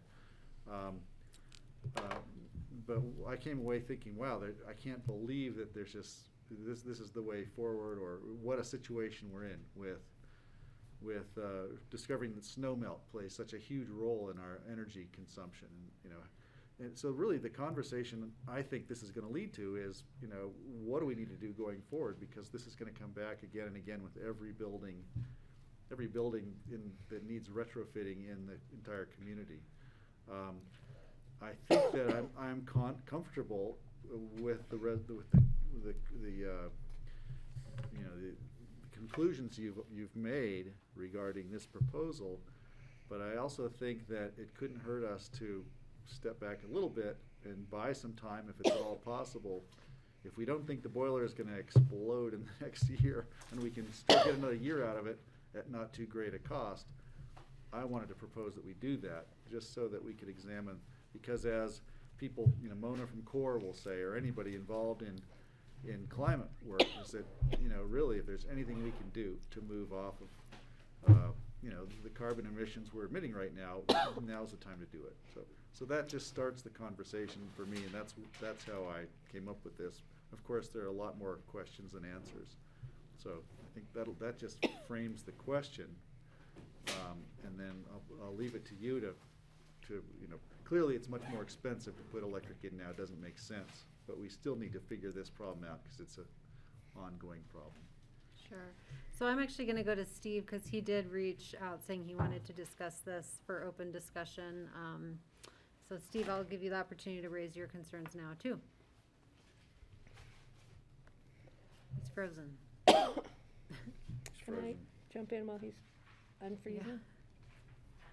Yeah. Patty and then Francie. Yeah, you know, I think as of yesterday's conversation, I think we were very clear on direction that this is a bigger discussion, that we need to sit down with the city of Aspen, we need to sit down with any potential partners, and look at how we're gonna address moving forward with electrification of the retrofitting of public buildings, and how we can work with Holy Cross and with the city's electric utilities department, so these peak demand times are not bankrupting us in order to do the right thing. So I am totally in support of that. I'm totally in support of looking at what we can do about snowmelt. I think that's something we can look at right away, and whether or not we can fracture off certain areas that are not a public safety issue, like the back patio areas in the winter, and what it would take to have manual or mechanical snow removal, and what kind of climate action effect, climate change, you know, carbon emissions that's gonna cause by having trucks coming and going and mechanical, you know, bobcats out there moving snow around. So I think there's a lot of options though right now for this building that we can look at. I think yesterday the concern was expressed about the cost of you know, nursing this current boiler system on for the next winter. What, $20-some thousand possible? But we don't know if that's gonna mean, if it breaks down, how much more that's gonna cost us to fix it, to carry us through for another year. So that's a concern to me. That's $20,000 we could be maybe putting into a better boiler system now. And now we got sound for both of them. You guys have to mute. But, so I think those were concerns I think we talked about yesterday. I agree, I would rather not be moving forward with this boiler system, but I think looking at having to, what are we gonna do with the physical structure of the library? We have to upgrade the whole grid, the transformers in order to power it. That's gonna be a huge impact. I wish we'd worked with the city of Aspen when they were building their building and our building, and so we could have had a little microgrid service right here. Something I think we need to think about in the future, like we're doing at the ABC, and Steve just recommended at the hospital campus. And those are all really positive things we need to do. And again, I'll say I would rather not have to be moving forward with replacing the boiler with another gas burning boiler, but I think looking at all the issues that have been presented to us, it's opened up some opportunities for us to think about sooner than later. I don't want to wait till we have another issue and then we're thinking, oh, we should have talked about it 6 months ago. We need to get it on our agendas as soon as we can, with Zach helping us through to try and figure out how we're going to move forward in the future on other issues with other public buildings. Thanks. Yeah. Okay, Steve and Francie. Why don't you go? Okay, I just got dropped off of my computer off the internet, so I came over to Francie's computer. Yesterday, within a half an hour after we finished our discussion, our work session, I was visiting with one of the booths at CCI, and the company's name is Iconergy, and the gentleman I talked to is named Carl Hurst, and he said that he and his company had analyzed the library remodel to kind of just review what the plan the county had come up with, when we did the major remodel of the library. So they have worked in our community. They have a job going in Snowmass Village right now. They're familiar with the area, and he's familiar with our library. And he said they specialize in, energy upgrades and boiler systems and all sorts of things for existing buildings. for retrofits and that kind of thing. And so, as I talked to him, he is just full of ideas on potential solutions for what we might be able to do at our library right now. I think it would be advisable to check into this company if, you know, if what he was saying is true, that they had been already worked for the county on the library. I think it would be well worth our time to spend a little time and just have him come up and check out the system and make recommendations on what their company thinks would be the best solution. In my mind, I could easily see that we might be able to do an electric system for just the heating and cooling of the library building itself using heat pumps. Perhaps using ground assisted heat pumps. And then for the boiler system for doing the snow melt, perhaps a smaller natural gas boiler might be the solution, because it wouldn't have to be as big as for the whole building and the snow melt system. And then that could be just turned off during, you know, 3/4 of the year. We wouldn't need that at all. Probably just several, you know, during the winter months. And so that's what I think, just take our time on this and get a bit of outside advice and see if we could come up with a really good solution right now that would take us way into the future and I think would make all of us happier on being, you know, getting us closer to our climate change goals than just putting in a big natural gas boiler. Okay. Francie. Oh. Yeah, I want to support what Greg and Steve have both said about postponing our decision on this. I don't see that it's an emergency that we have to do it right this very second. And, you know, I do want to remind us, I spent a lot of time talking with Auden about energy upgrades and stuff like that. And, you know, his advice is electrification for all new buildings and then look at retrofits. But this is sort of an exception because we have to do something now. So I think with a little bit of time and perhaps expert advice from Iconergy or whatever, we could at least reduce the size of the boilers or the number of boilers, 3 boilers, you know, especially if we take out some of the snow removal and we look at that. And anyway, in one way or another, I would recommend that we remove this from our approval of the budget, supplemental budget requests, and postpone a decision on it until we have, until we can rest more easily with it. Okay. So I just want to be clear, there's a couple things on the table about, you know, we have already appropriated some money to this in our budget, and this is a request to add more. So, you know, there's sort of 2 immediate pieces of direction I think we need to give, which is, do we approve adding more to this budget? And do we give direction to not spend or to spend any of it? So I just want to be clear about those sort of 2 decision points that I see us having to make. And I'll go to Patty and then Greg and then maybe open up for staff for input and feedback. Yeah, thanks, Kelly. I would like clarification as to what risk we are if we postpone this. It could be a year, it could be 2 years. Looking at some of the ideas, what could be the issues we have with the existing system? I mean, is it imminent that is there a risk of $20,000 or more on the table? I'm looking at Mike to answer that for me. I don't have a problem. I think that we should then talk with Mona, who was involved with the library remodel. We did extensive energy improvements to the library. A ground pumps, heat pump system is not something you can do. It's much easier to put in on a new design than to retrofit an old design. I think our goal is more than laudable, and where this board, their passion for it is great, but sometimes we need to bring common sense into play here and say, we're talking about a huge project that could cost multiple thousands of dollars and take multiple years to complete. So what's the life expectancy of the current system, because we have to keep that up and running in the interim. Thanks, Patty.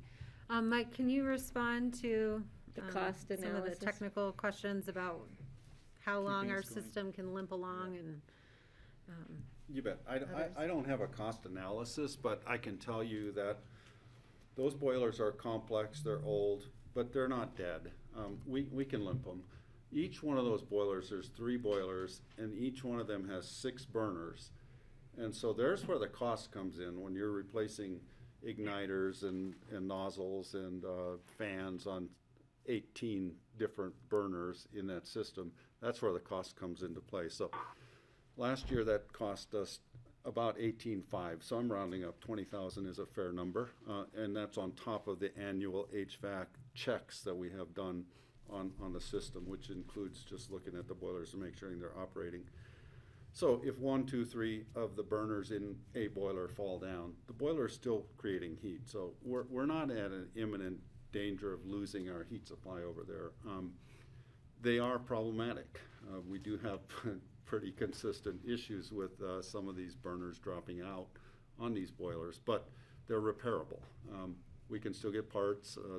It just, I think that, you know, if we have to limp along on them for another year or 2, I think we certainly can, to give you guys the opportunity to, you know, address the bigger picture, and we're happy to be a part of that discussion. Thanks, that's If what you I have a needed to hear. clarifying question, Yeah, and then I'll that's go to very Greg. critical for me, and that gives us time to look at snow melt, gives us time to bring core back to the table. I'm concerned about a company who worked for us. Of course, they want more business, so of course they'd want to come back up here and reevaluate, but they have some history here, so I think we need to look at the whole planning process for the redesign of the library, which we did, 10 years ago? When did we redo how long ago was that? 2016? Yeah, so some time ago, but yeah, I'm much more comfortable than getting more information, as long as I know we're not, you know, in fear of having to have frozen doors at the library too. Okay, thank you, I really appreciate Greg. that. Yeah, thank you, Patty, and Mike, that's really helpful. Just so we know we don't have an imminent failure at the library, which is, it's good to know for everyone to know that.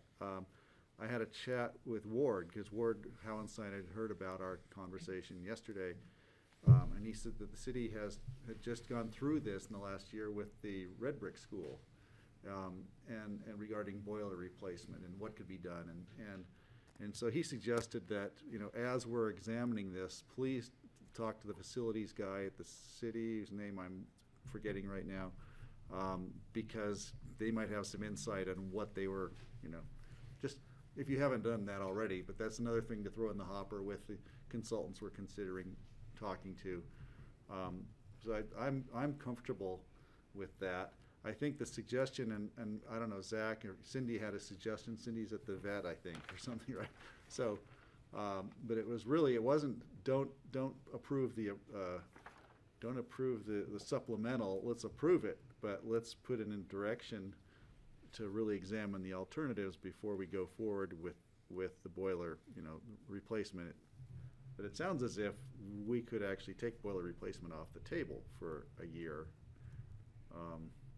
and just know we're going to end up having to maintain it to a greater extent.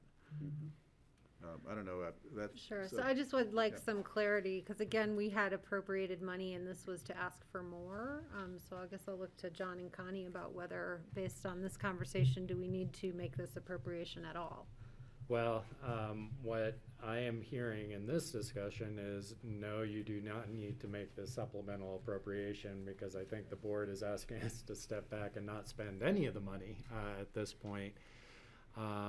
Mike, I will turn to you in a minute, so I'll give you time to think about whether we need any additional appropriations around maintenance, or whether we've got that covered at this point. I will say, I do want to respond to a few things that I've heard, though, and just think through this a little bit more. And I think from a staff perspective, just hearing this conversation, this could be death by 1,000 paper cuts. Every time we want to do a maintenance activity, if we don't step back and probably do a more thorough capital improvement analysis around replacements and electrification, so you can get a bigger picture, because otherwise we're gonna have this discussion every time we've got to maintain something, which is every year, you know, for our facilities. I do have concerns. I do think if we are going to engage someone, it's probably going to be a bid process, procurement process that we should go through for that purpose. But it may be that the better direction coming out of this, instead of getting 5 or 6 different pieces of opinion about what we should do with the library, is to maybe, I guess I'd ask the board to consider giving staff direction to do a capital, improvement analysis of all of our facilities if we were to electrify. Then you can get a sense of what additional footprint might need to be built, what kind of costs we're talking about, and what those financing opportunities are. Big picture, there will be a price tag associated with that we need to come back with. But I think if we try and have this kind of conversation around every capital replacement, it's going to be really difficult, and it's, this is a major shift from where the board has been, and that's why, even though we've done major facilities projects in the last 8 years or such, they haven't anticipated the kind of direction that we're getting now. So if that's the case, I think what I'm hearing is that you could remove this supplemental appropriation. I think we do not have authority to spend what was previously appropriated. Mike, I would need some input from you as to whether we've got adequate funding for the maintenance costs that we might incur. And then I'd suggest that the board gives staff recommendation to do a broader capital study and to contract. We probably need to contract that out. Yeah, Kelly. Yes, Patty. Yeah, and John, knowing how rapidly the government works, I'm concerned that this may take, we need to keep in mind that we're stretching these boilers, the system now, for another year. And I want to make sure that we have something. I don't want it to be a 2-year thing and have us just keep dumping money into, putting Band-Aids on a boiler system. So, and that's a tough ask to say, we want you to turn this around tomorrow with everything else the county has on its plate these days. Not that it's not a priority, but we just need to keep that in mind. Yeah, and I would say we're probably 12 to 18 months on this. So, and then at that point, we have to decide on a system, which could be 12 to 18 months out from there. So we could be talking 2 to 3 years before we have a fix for this. So we need to keep that in mind when we move forward, because we're just, I don't want to continue dumping money when, so maybe somewhere along the line we'll have some better idea for the library section. We can move forward with that system, but to look at what we might do with every one of our buildings is going to take us some time to, to investigate and to discuss. We might be able to phase that so that we're looking at a library, but frankly, I think some of the larger policy conversations that you're talking about, you're going to need that information to really get anywhere with those anyway. The library is not going to be the tail that wags the dog. Yeah, I think, that's what I'm saying is that, 18 months for us to get somewhere, and then 18 months to come up with a plan, and 12 to 18 months to come up with a plan and, get something done. So we need to keep that in mind.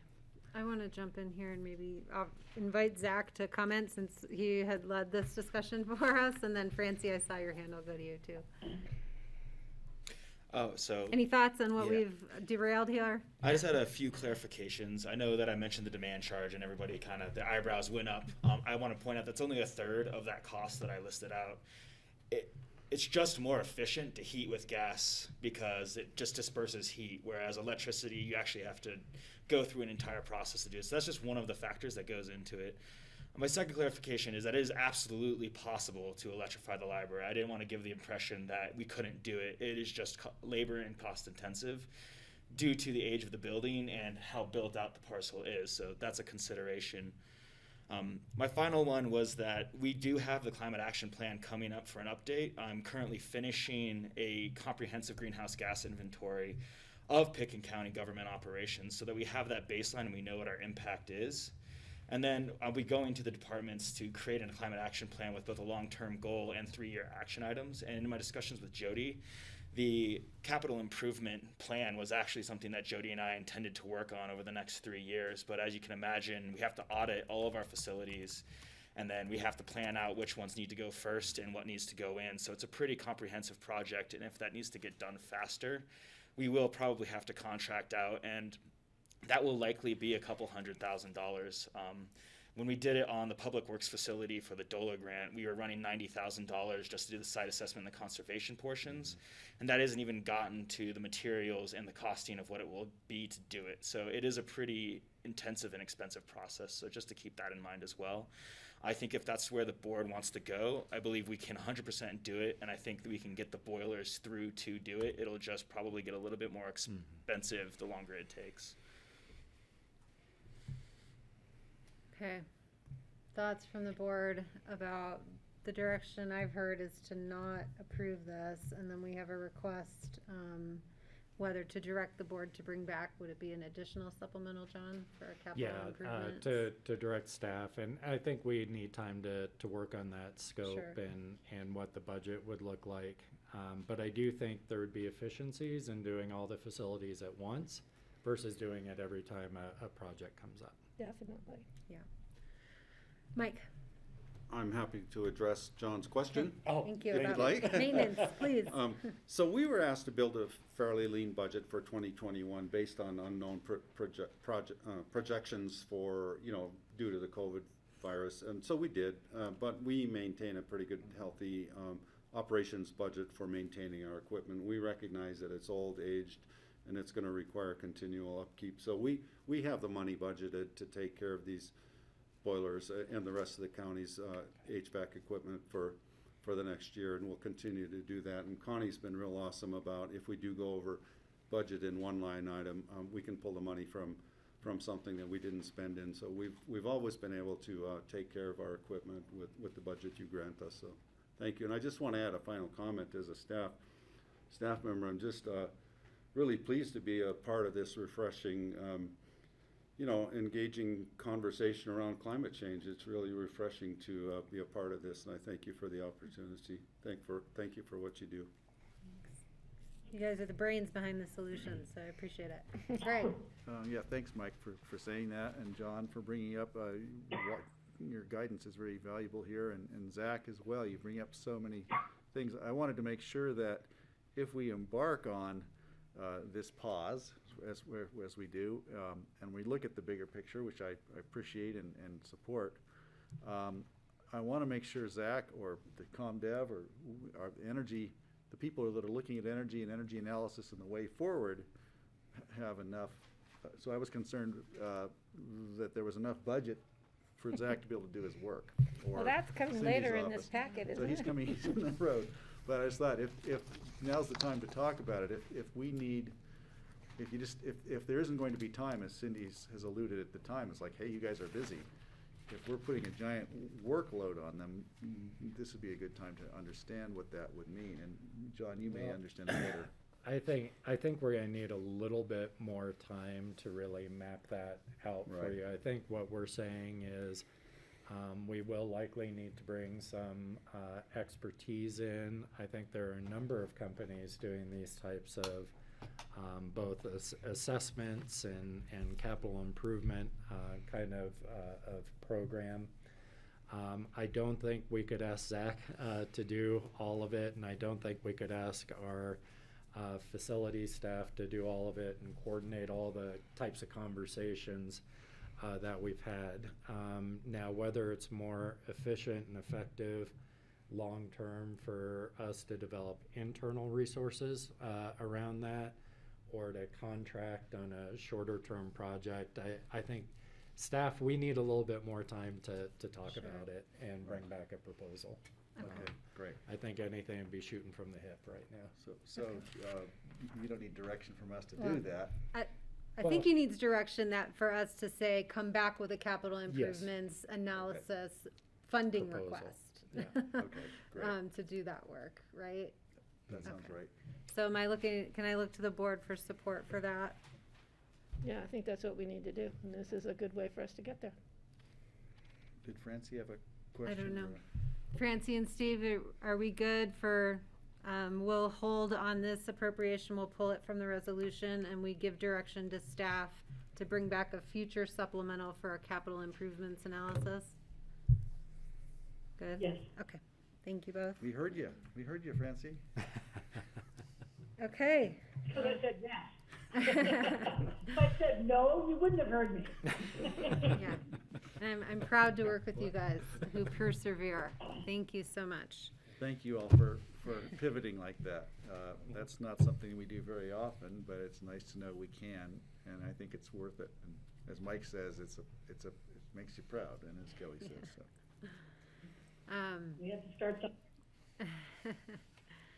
Okay, and I have to say, our climate to you change, later. where we set our goals, if you've been paying attention to the state, the debate between the governor's office and the legislature about whether to put reportable goals and targets on climate emissions reduction. Faith Winter said, you have to put a ring on it, Governor.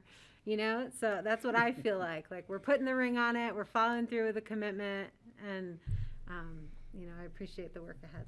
So Is it an engagement, or is it the? that's whatever Beyonce envisioned. Okay, so with that, if there's no other requests for the supplemental, I will ask for a motion to approve it on first reading and set for second hearing on June 23rd with the deletion of that.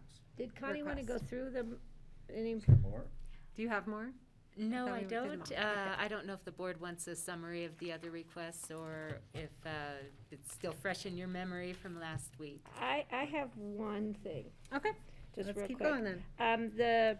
The public, or the community development request for, what was it, like $11,000? I want to make sure that gets us through the end of this year, and then we'll have a discussion at budget for extending that position, right? Yes. I understood the board's direction is approving that position, the term limit, through the end of 2023. Okay. Correct. And then in the 2022 budget process, community development will bring it back for a discussion whether that can be an ongoing position or not. I just want a But clarification at of the that. moment, the board's direction would be through the end of 2023, if I understood Right. correctly. And in light of the discussion we just had, I think that's perfect timing. So I just want to make sure we were clear on that. So I will make a motion to approve the supplemental appropriations for the 2021 budget, amending the 2021 budget second quarter, and removing the item related to the boilers at the library. I'll second that. Okay, any further discussion? Did anyone need other clarification on other items in there? I'm seeing none. All right, all in favor, please say aye. Aye. Aye. Aye. And we just let Zach leave the room. Is he coming back? Yeah, that's a good point. He's You wanna throwing up take the- a All right, break? let's take a 5-minute break, before we move on to our public hearing and second reading on our climate change resolution, because we've lost Zach. Thanks, Connie. Oh, there he is. I'm like, we're running- going to he's take a running 5-minute break.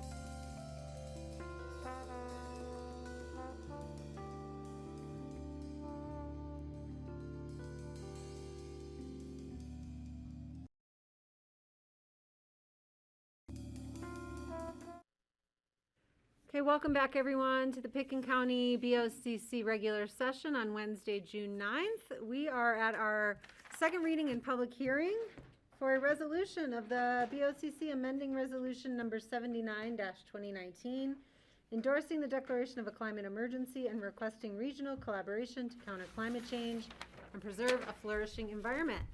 And so we have our climate action manager, Zach Hendricks, here with us. Thanks, Zach.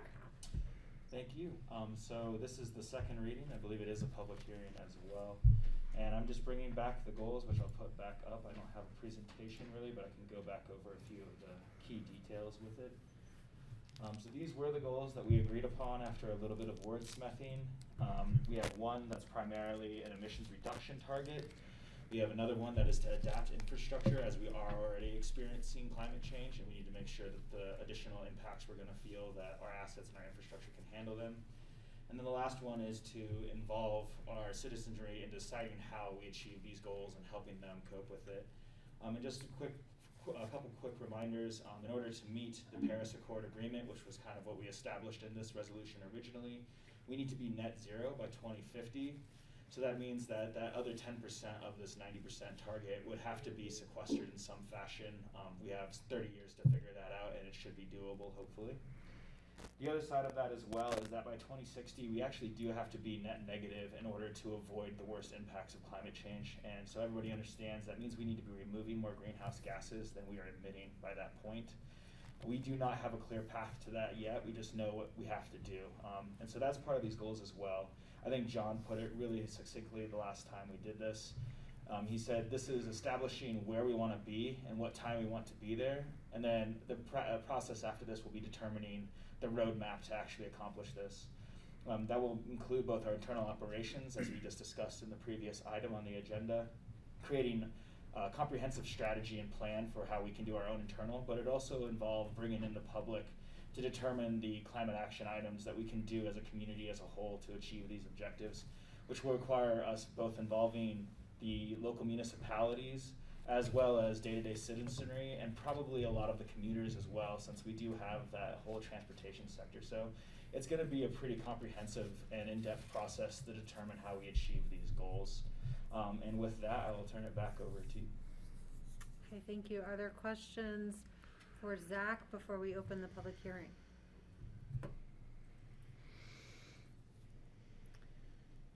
Okay, I'm not seeing any.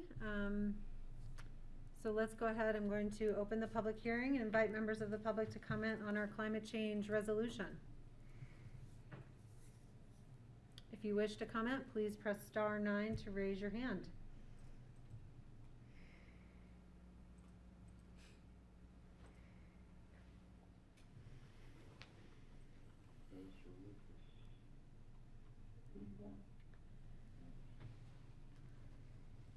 Okay, we'll give it another few seconds here. Again, if you wish to call in or if you have joined us already and would like to comment on the climate change resolution, please press *9 to raise your hand.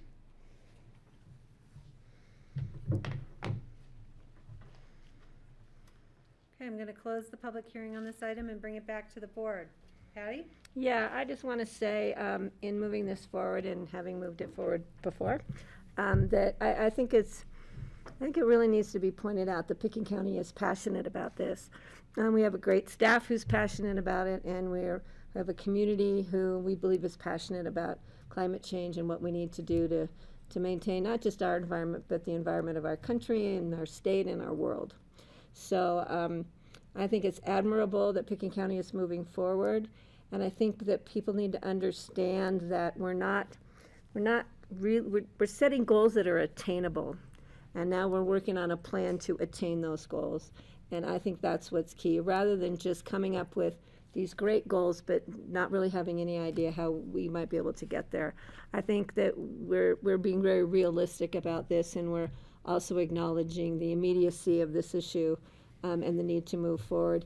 You know, even if it's small steps, we need to be taking steps, and those steps will turn into more steps, into more miles, into bigger changes and bigger differences we can make. So I think that's critical, and so I'm very supportive of moving this forward today. And I want to thank all the staff members for helping us to add some key language to this. Thank you. Thanks, Patty. Any other input from board members? Steve? So,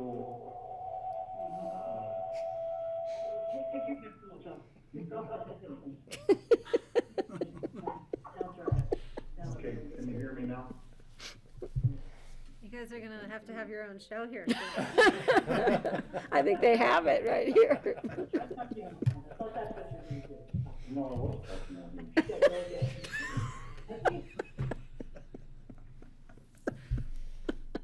Now I can't hear you on either computer. As my mother would say, we're not laughing at you, we're laughing with you. Okay. Sounds good. Keep We going. have these two computers here. This is a new technological problem we have. The computers are talking to each other. So I completely agree with everything Patty said. I am really excited about this, you know, this climate action plan we have on it's really ambitious goals that we have set for 2050. And I know that we can do it.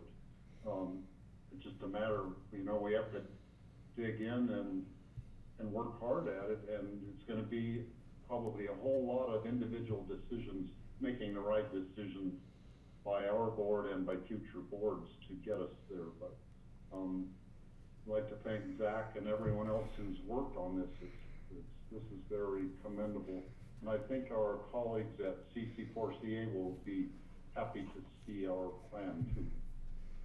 Thanks, Steve. Well, I'll comment. Yeah, I'm honored to work with you all and to commit to this. And you know, I'll call up some of the data that shows that it's possible that in 2100 Colorado won't have snow, and I'd like my children to be able to ski in their hometown. And so, you know, looking at climate action is something we have to do every day.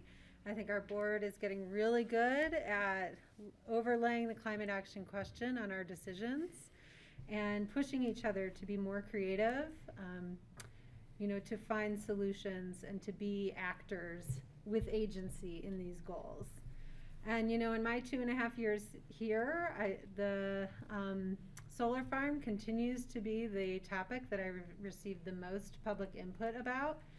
And almost everyone referred to our declaration of a climate emergency and their own concern and care about climate action when asking us to pass that. And so I keep that in mind when I think about how to prioritize the issues that our community cares about, because I truly believe they want to see us do this and to make steps to, you know, reduce our burden and to make for a greener climate. So with that, is there any other board input? Sure, I'll do a little bit. Greg. Yeah, I appreciate and agree with what I've heard everywhere. I think from the board today, I guess the two things I would add are, no, it's not going to be easy, and it's going to be it's going to be quite difficult in times because it involves not just simple things, but some pretty complicated things, including lifestyle changes and maybe policy changes that we haven't even contemplated yet. But I think it's important. It has to be done. I'm always encouraged but it was words from E.O. Wilson, who said, you know, he was an optimist. And I said, how do you maintain your optimism? And he says, I don't have a choice. And I kind of feel the same way. It's like I'm optimistic about this because really there is no alternative. We have to do this, and I think I'm proud, as you say, Kelly, to be part of a team of people and on our board and with our staff and in our community who see how important this is and want to move forward. So whatever that entails. I'm looking forward to moving forward. So thank you.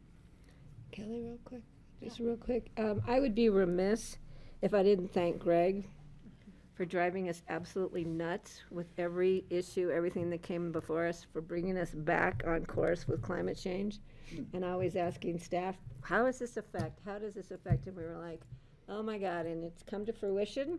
We eventually said, we're going to just take Greg's lead and follow behind him. So thank you. Wow, thank you. I didn't expect that. Thank you. What's your climate action plan? I was That's thinking, the you know, Greg anytime Postman anybody at the asks top. for another piece of paper or a staple, you know, what's your climate action plan? Yeah. All Well, right. thank you. It's something it's important. Clearly, it's important to all of us. So. Would you like to move to Yes, approve? I'd love to make the motion to approve the resolution endorsing a declaration of the climate emergency and requesting regional collaboration to counter climate change and preserve a flourishing environment. Is that the right one? Yeah. All I've right. got a second. Okay, all in favor, please say aye. Aye. Aye. Thanks, Zach. All right, Thanks, Thank Cindy. you, everybody. Thank you. Okay, we're going to move on to land use items. So, Our favorite topic, wastewater. yes. So we're on item number 10, resolution granting special review use approval for the Lazy Glen Homeowners Association wastewater treatment plant, activity envelope, and site plan review, GMQS exemption, a minor amendment to a development permit, a PUD variation, an exemption from an activity of state interest. And then we will also be considering, in light of this land use approval request, an ordinance granting an easement to the Lazy Glen Homeowners Association, which they will require for this project.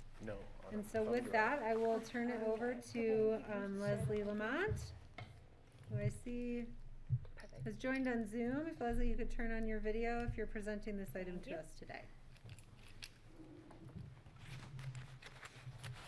I was just on the phone with Leslie. So Okay. She said that item is coming up. So she should be with us momentarily. I can shoot her a text real quick. Cindy, you gonna shoot her a text?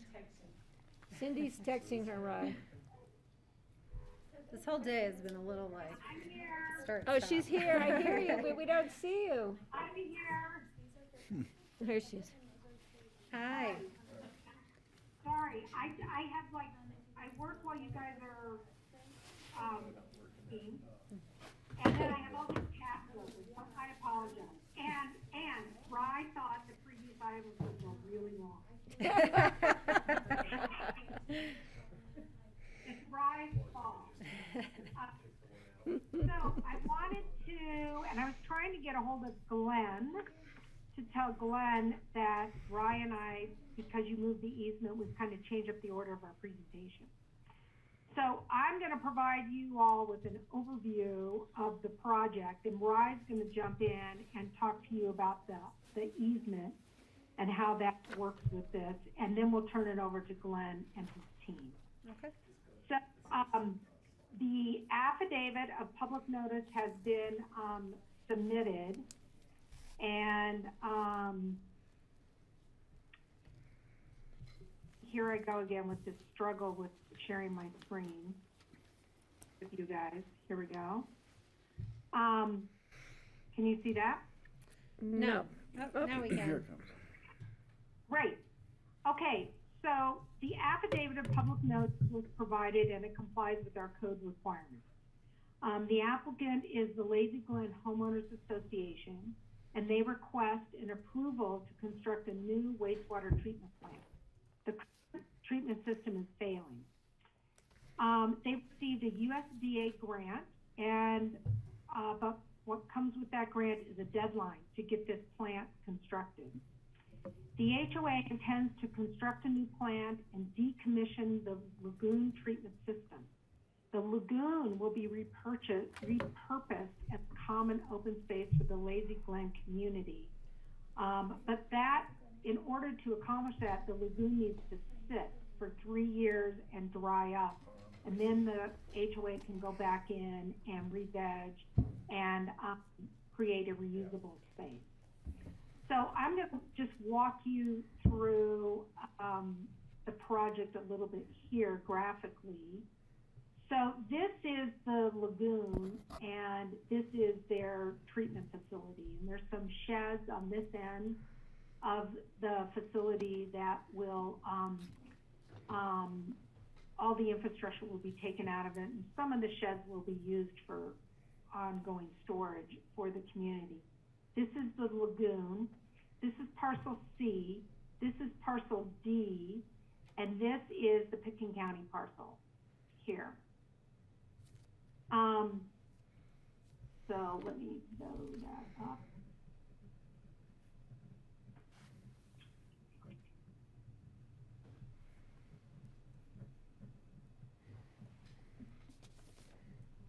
So again, here's the pond area, and the mobile homes are over here, and this is kind of the river. The Roaring Fork River is over here, and there's a side channel right in here. There's a side channel that the effluent from the wastewater treatment system flows into the side channel, and then the side channel flows into the river.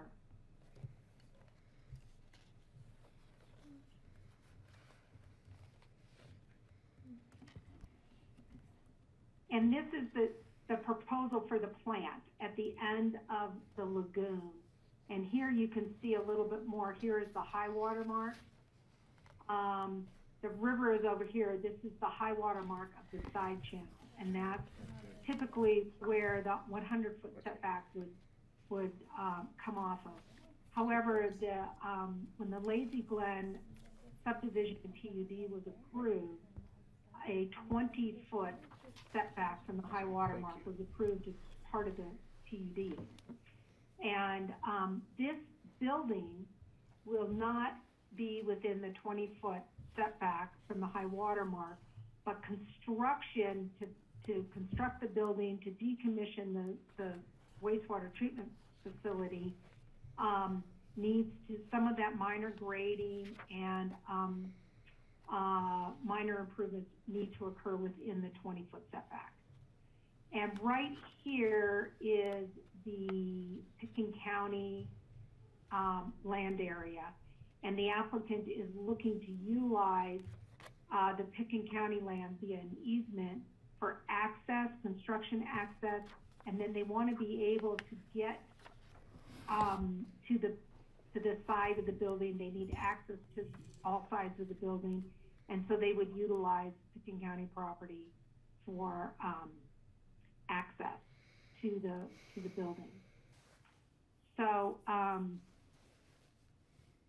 so there are quite a few code sections that this application has been compared against. Special review, a major public utility is a special review in a mobile home park, in the mobile home park zone district.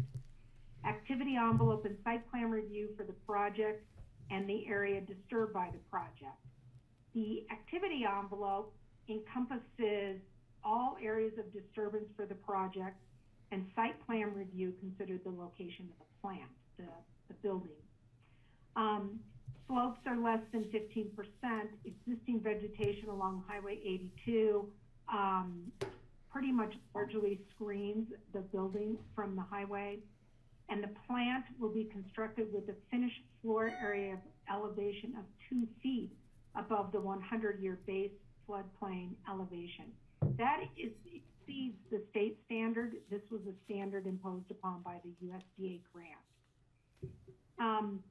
They need a GMQS exemption for the square footage of the building. The building is approximately 1,400 square feet, and they are seeking a GMQS exemption for a civic and institutional square footage. They're requesting a minor amendment to a development permit and an amendment to the plan unit development setback, which was 20 feet, As I mentioned, they need to do minor grading and some minor improvements within that 20-foot setback of the side channel. And they're seeking a PUD side yard setback variation from that. The building itself is out of the 20-foot setback. They're also seeking an exemption from an activity of state interest. Chapter 12 of our code provides that an exemption may be available for water and sewer projects that are a repair or replacement that does not constitute a significant change or cause negative impacts. Staff is recommending that the BOCC approve this critical upgrade to this public utility for Lazy Glen to stop untreated effluent from entering the Roaring Fork River. I do have some additional conditions of approval on the reso, but we can turn to that when the time is appropriate. Okay, thank you. And then Rye, I believe you're going to present the easement requests now, and then we'll turn it over to Glenn and our Lazy Glen representatives. Hi. Sure, Kelly.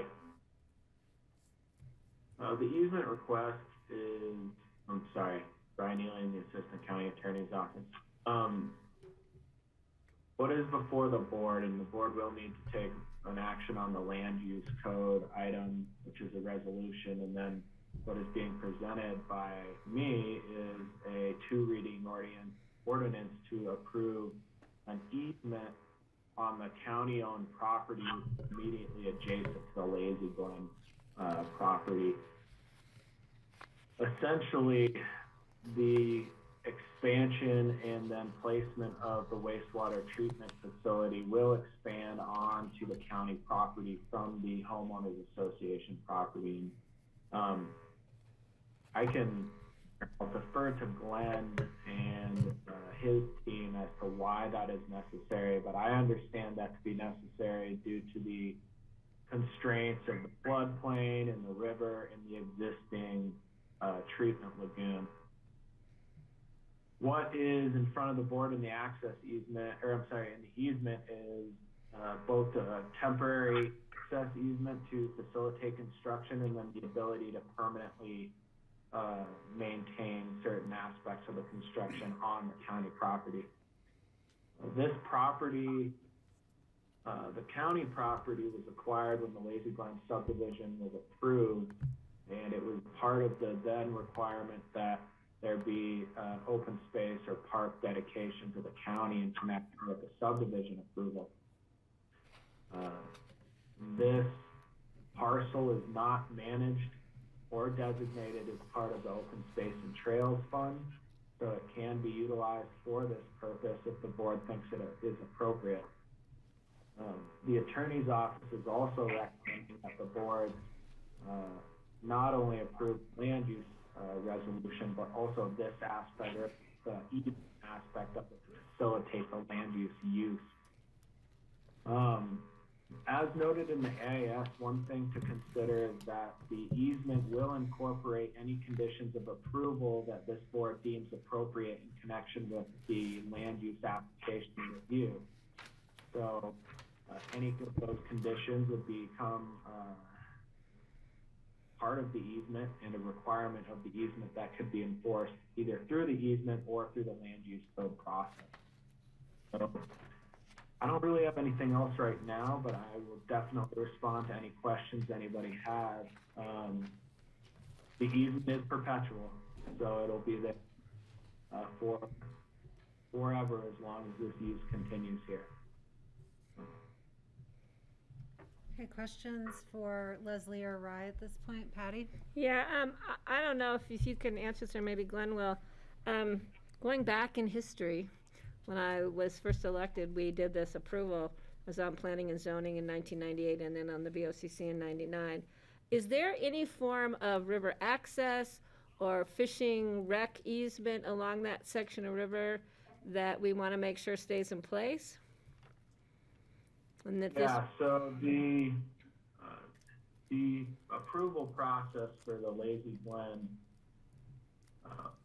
homeowners parcel did include easement, a recreational easement along the Roaring Fork River through the Lazy Glen subdivision. This particular part of the property isn't expressly covered by that easement because it is owned by the county. So the assumption is that the county could permit public access and not on that parcel if it wanted to. But as you continue back upriver from where we are right now, from where the treatment plant would be, there is a public access easement from there.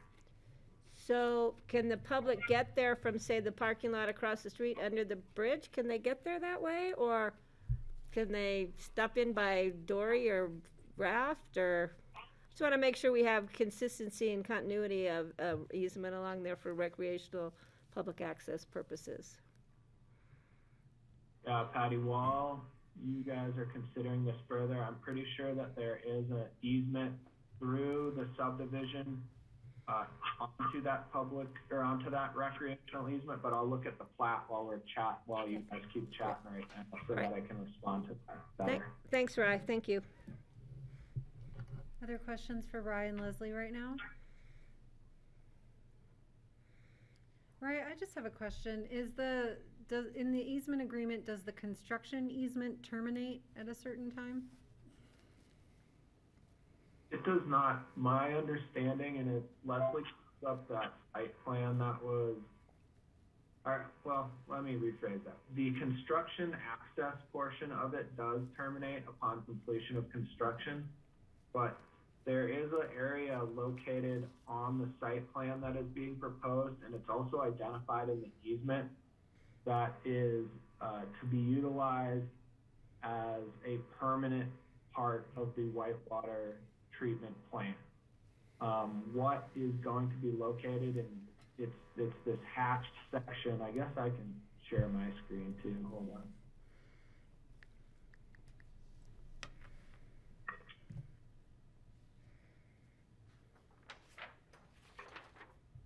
So this hatched section right here is what's been identified in this little box as the area that's being requested for a permanent installation of part of that whitewater treatment plant.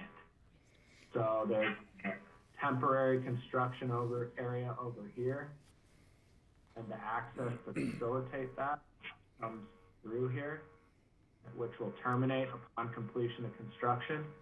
And then this portion, which is, as you can see right here, approximately 0.0577 acres, will remain in place permanently as part of this easement agreement to facilitate the building itself. I think you have river running on the mind, Rye. Keep calling it whitewater instead of wastewater, Rye. I don't blame you. He's been polite. His head's in the right place, right? Okay, are there other questions for Leslie and Rye right now? All right, I'll turn it over to Glenn Horn if you'll introduce the applicant representatives here, please. Thank you. My name is Glenn Horn, representing the Lazy Glen HOA. Dean DeRozier, who's the engineer for the project. John Sittler, who's the attorney representing the HOA. Wonderful. And nice to meet you. I'll try to share my screen. I think this will work. I thought he was a member of the press sitting back there working on his computer. Sorry about that. And Chris Troutner, the HOA president, is supposed to be joining us. I know he's a contractor and had some other approvals and stuff today, so not sure he's going to make it, but he's going to try to be here. Thank you. Okay, and where's the page down? And then the page down. Okay, great. It's nice to see Glenn here. Yeah. Okay. So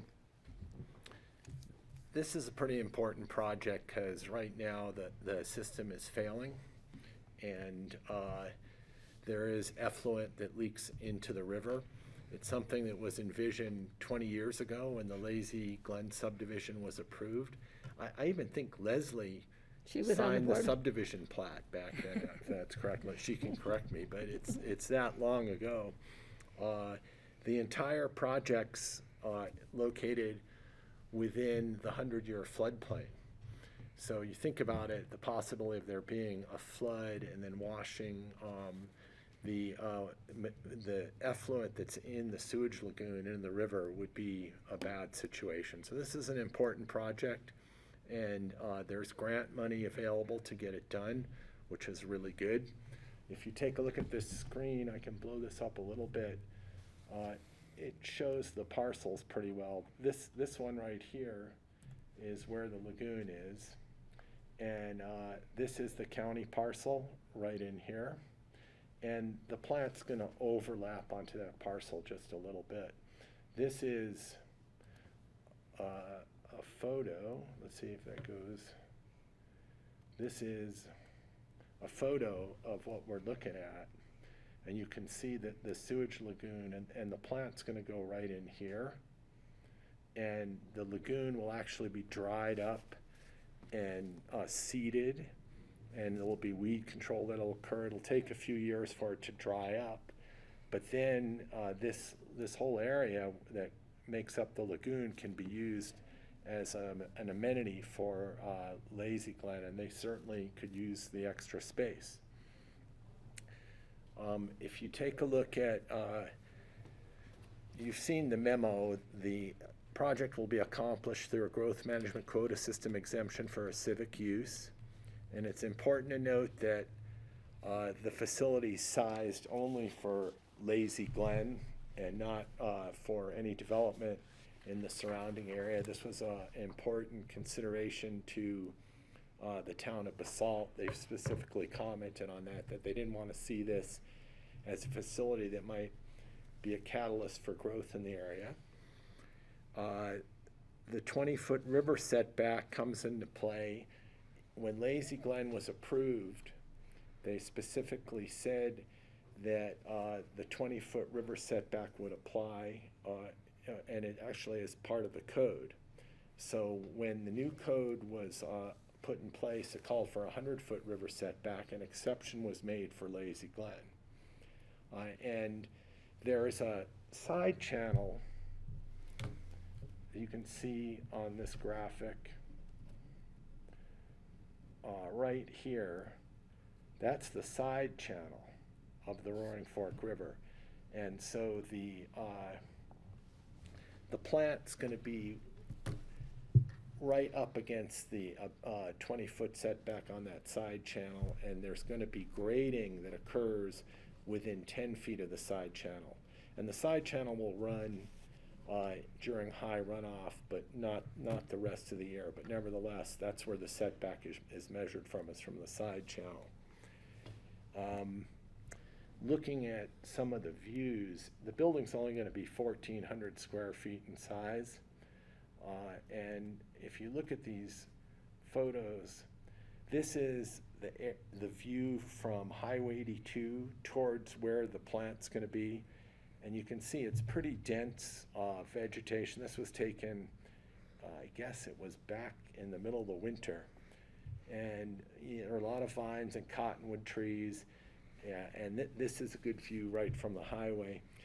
I think you're going to see the building when there aren't leaves on the trees, but I don't think it's going to have a particularly negative impact on people driving by on the highway, nor is it going to be very visible from the subdivision on the other side of the river in Wingo Junction. I don't think they're going to be able to see it very much. They might be able to make it out.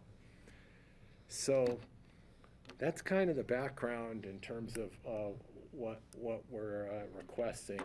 Probably the most significant thing is that there's going to be a little bit of grading that will occur in that 20-foot setback, and we can show you that on this drawing right here. You can see the plant is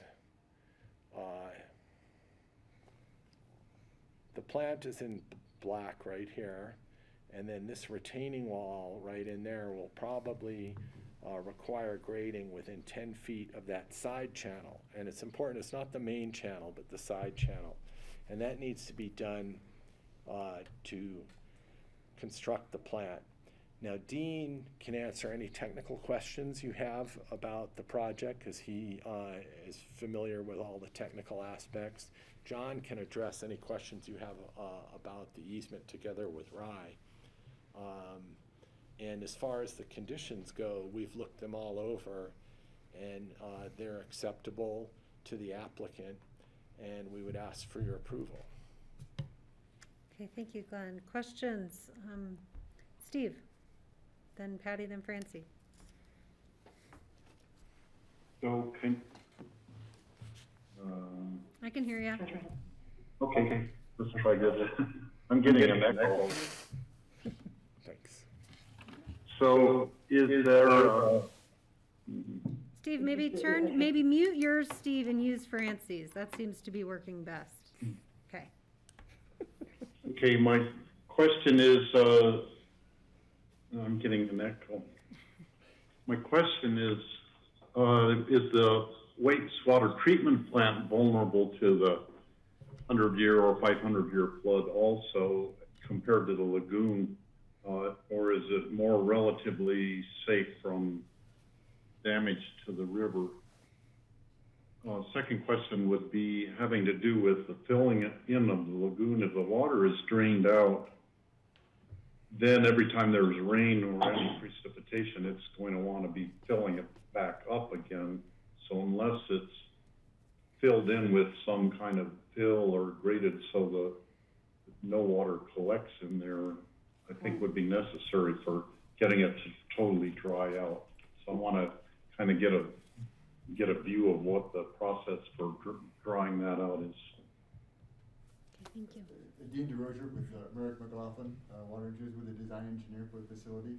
To answer your first question, as far as the floodplain goes, because the building, everything below grade is structural concrete. So the water, 100-year flood will not affect the treatment processes in the facility, the new facility. Whereas the old facility would be washed into the Roaring Fork River.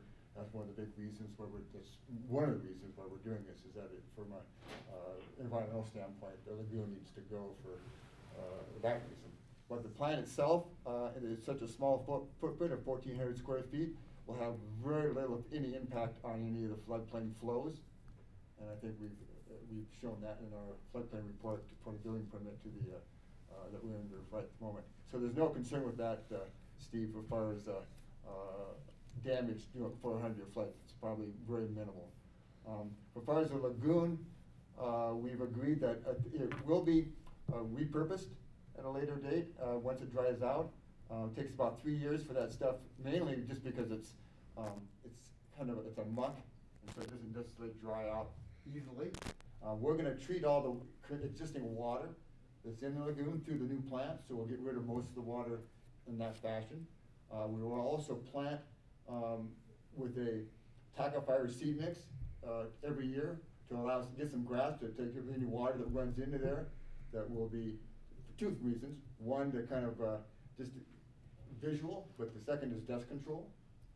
Because if it does dry out, that top layer, if it gets dusty, will start to blow around. So we want to basically make sure that we have some type of a grass or something growing in there, which will also take care of any rain that falls. Will probably nourish that grass and help it grow. So I don't believe that it won't accumulate to any depth. I don't believe, Steve. Okay, Patty and then Francie? Yeah, I just had a question about as a condition of the grant, the wastewater treatment plant must be working by the end of 2001. So how's that gonna, well, I don't think we're gonna have a lot of high water this summer, but just because of the proximity, I'm building that retaining wall, and I just want to make sure, and hitting water when you're digging the foundation for the 14. The sooner we get started, the better. better. The staff's been absolutely phenomenal with working with us to get this process expedited, so that's awesome. We're in the building permit now, which is very unusual to be able to go through a land use application and the building permit at the same time, so we're really happy that they've allowed us to do that, which is, they've been working with us, which is really great.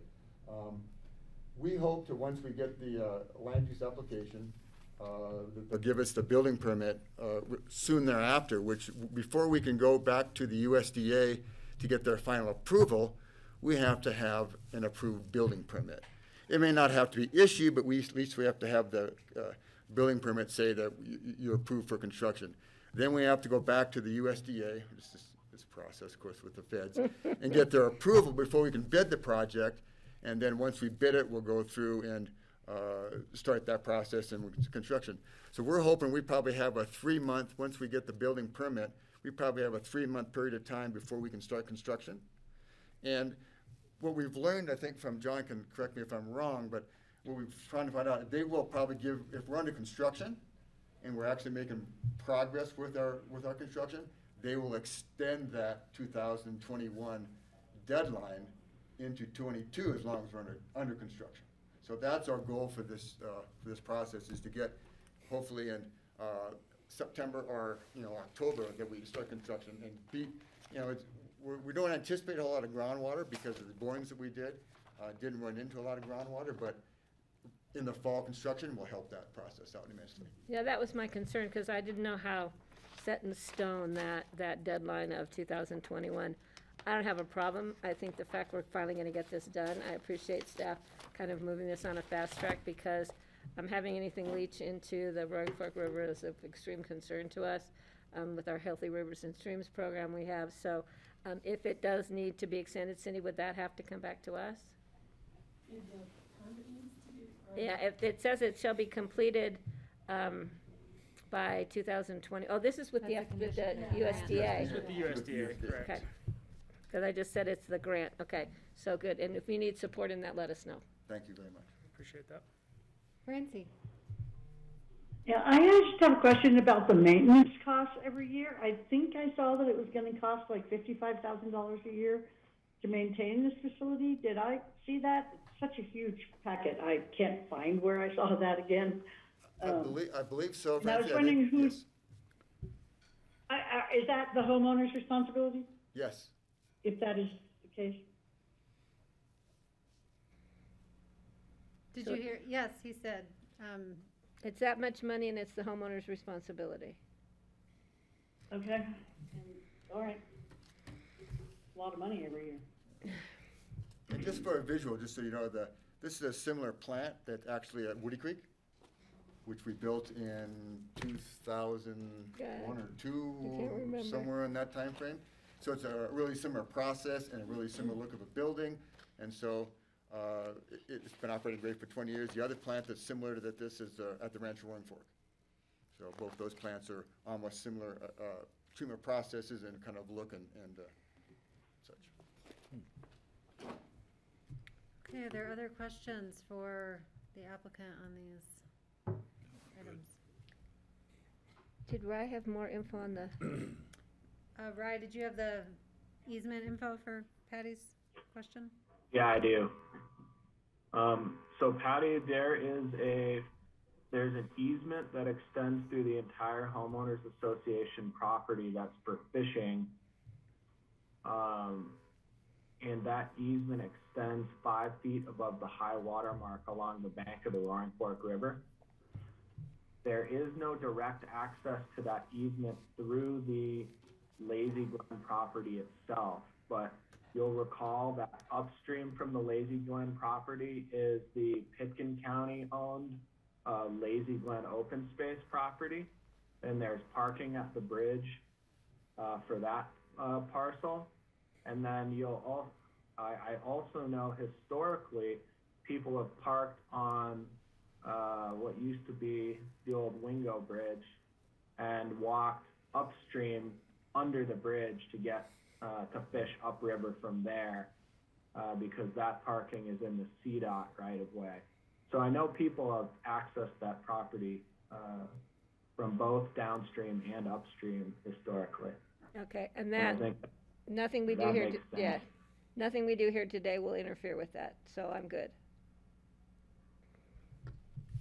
Thanks, Cool. Rye. Okay, if there aren't further questions, this is a public hearing, and so I will open up the public hearing for anyone who wishes to comment on both the land use resolution granting the special review use, activity envelope, site plan review, GMQS exemption, minor amendment to permit, PUD variation, and exemption from an activity of state interest, as well as, well, I guess the ordinance is a first reading, so we can take any comments on this application at this time. If you wish to call in, or if you've already joined us, please press *9 to raise your hand. So Kelly, while we're waiting, so the process, do we approve both on first reading, set for second on the 23rd? Is there an order in which we need to do that, or continue on, or what do we need? So we have to grant the resolution first, and then the ordinance on first reading. Okay, and then move them both to the 23rd, okay. I don't think the resolution comes back. It's just a single read land use hearing. Okay. So we don't need to continue that so that the easement is done on 2 readings?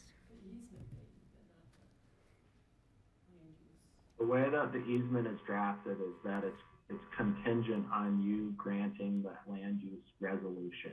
So if you grant the if you grant the land use resolution and then approve the easement on first reading, the easement can be finalized on second reading, which is the 23rd.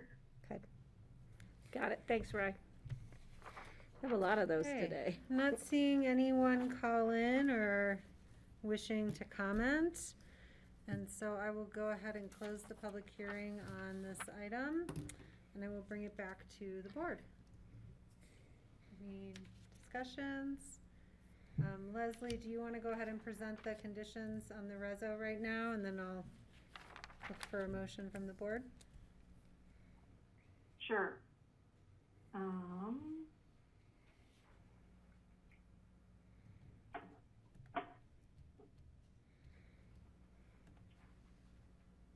Is the reso up? Not yet.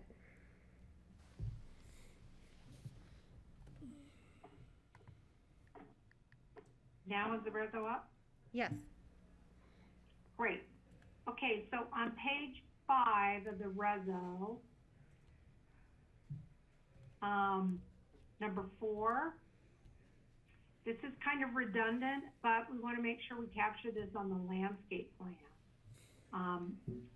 Identify the limited disturbance, proposed seed mix, and erosion weed control measures. I'm missing a B right here. And then 7A, the applicant is committed to using forest green panels on the roof, and we just want to make sure that they're non-reflective, and they're non-reflective when they're put up. We want to make sure that the lighting that was proposed in the application is pretty bright. So we get that there needs to be minimum code standard lighting at all entrances to the building, but we want to make sure they are as minimum as possible per the code, and that the lumens are as low as possible. And exterior lighting shall be shown on submitted plans or elevations, and lighting cut sheets shall be provided for all exterior fixtures. And that's it. Okay, how does the applicant feel about those? Oh, that's fine. Leslie talked with us about it this morning. Thank you. Okay. Any other questions from board members? Clarification needed? Okay, I'm not seeing any. Rye, is there any of this that has to get added into the easement language? So the way that this is incorporated into the easement is that the BOCC resolution is incorporated as an exhibit to that document. So make it exhibit F. Okay. So when it comes back to you, that will be included as one of the exhibits. In the resolution?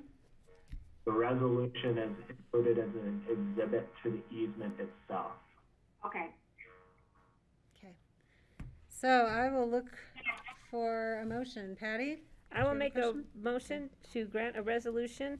I'm going to do the land use first, right? Yes. Granting special review use approval for for the Lazy Glen Homeowners Association wastewater treatment plant, activity envelope and site review, GMQS exemption, minor amendment to a development permit, PUD variation, and exemption from an activity of state interest. I'll second that. Okay, thank you, Patty. Thank you, Greg. Any further discussion? Okay, I'm seeing none. All in favor, please say aye. Aye. Aye. Aye. Now I'll look for a motion on the first reading of the easement ordinance, please. I will make a motion to approve an ordinance of the Board of County Commissioners granting an easement to Lazy Glen Homeowners Association, Inc. for the construction and maintenance of an upgraded wastewater treatment system. This is first reading, set for second reading on June the 23rd. Thank you. And finally, we're getting there. Okay, thank you, Patty. Thank you, Greg. Any further discussion? Seeing none, all in favor, please say aye. Aye. Aye. Aye. Thanks, Leslie. Thanks, Glenn. Thank you both. Thank you I very just much. want to say one thing. Yes, Glenn, please. We really want to thank the staff people involved in making this happen. You know, it's pretty unusual. They were aware of the public health concerns, and it is quite unusual to have a building permit being considered simultaneously with a land use application. So the homeowners thank them. Well, after this much time, we better get it moving forward, right? Glad What a it's mountain of working. work. Congratulations. Yeah. Thanks, guys. We you. appreciate it. Thanks for being here with us today. Okay, we have one other land use hearing and then a land use action. So our next public hearing is on an ordinance approving amendments to the 2006 Pickens County Land Use Code, Title 8 of the Pickens County Code, specifically Sections 2-10-70, 2-30-10, 2-30-20, and 5-20-70 related to the Agricultural Building Review Committee, and Section 8-40 related to the Parks, Recreation, Open Space exaction, and this is a second reading. And hi, Suzanne. Hello. Suzanne Wolf is here, joining us from vacation, I think. I guess so, yeah. I'm in sunny Southern California. Ah, wonderful. Where is she? Yeah, but yes, nice to see you all. Having a nice visit with family. So yeah, this is the second reading of this ordinance. I'll do the very quick version. We're eliminating two things from the code, which, as we discussed last time, is unusual. We're eliminating the park dedication fee, parks open space recreation dedication fee. We're also eliminating the Agricultural Building Review Committee. That second one was something we had discussed the last meeting. It had been created and it basically was found to be somewhat ineffective. We had difficulty keeping people on the committee, as well as sort of the standard of review for that committee, and just found that it wasn't serving the purpose we had hoped. So I know there was some discussion at the last meeting about a different type of agricultural committee that the county might be looking to create, but that would be something different and possibly, outside of the land use code. And then the park dedication fee, again, quickly, was just a determination that in order to have that impact fee in the code, we need additional studies to back that up, to justify the fee. So it was most appropriate at this time to remove that from the code. So that's the short version, and happy to answer any questions. Okay, any questions for Suzanne? I always, my standard. Okay, it's Patty. No changes from first reading, so we're good? Okay. Okay, this is a land use public hearing, so I will go ahead and open the public hearing. Any members of the public that wish to comment on these removals from the code, please feel free to call in or press *9 to raise your hand.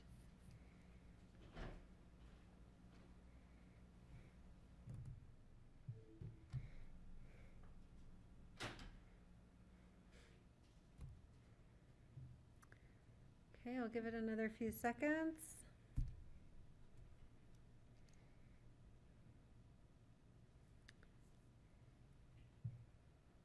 All right, seeing no public comment on this item, I will go ahead and close the public hearing, and I will bring it back to the board for any discussion or a motion.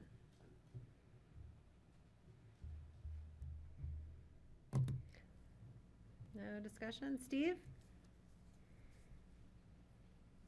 So I would like to make a motion. I'm totally in favor of getting rid of the Ag Building Review Committee, which I was one of the first members of, and I agree that it never served its purpose.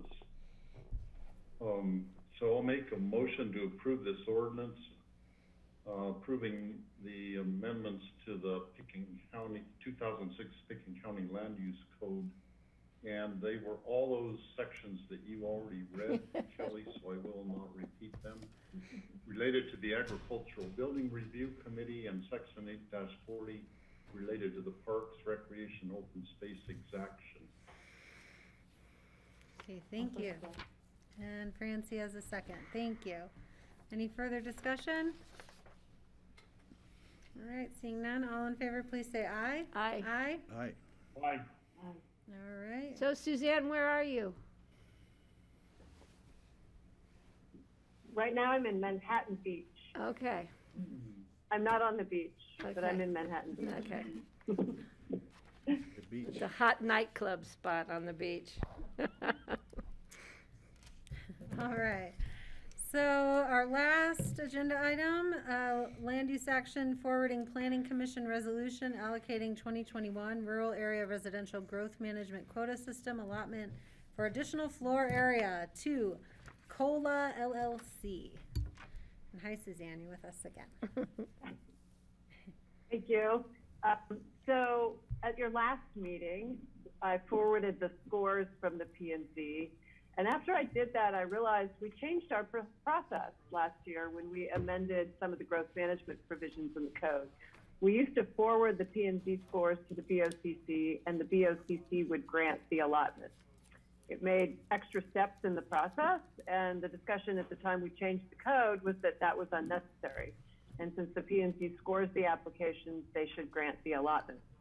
But I figured that out after the last meeting. So last time we forwarded a P&Z scores, and this time you're actually just seeing the resolution from the P&Z granting the allotment to the COLA LLC.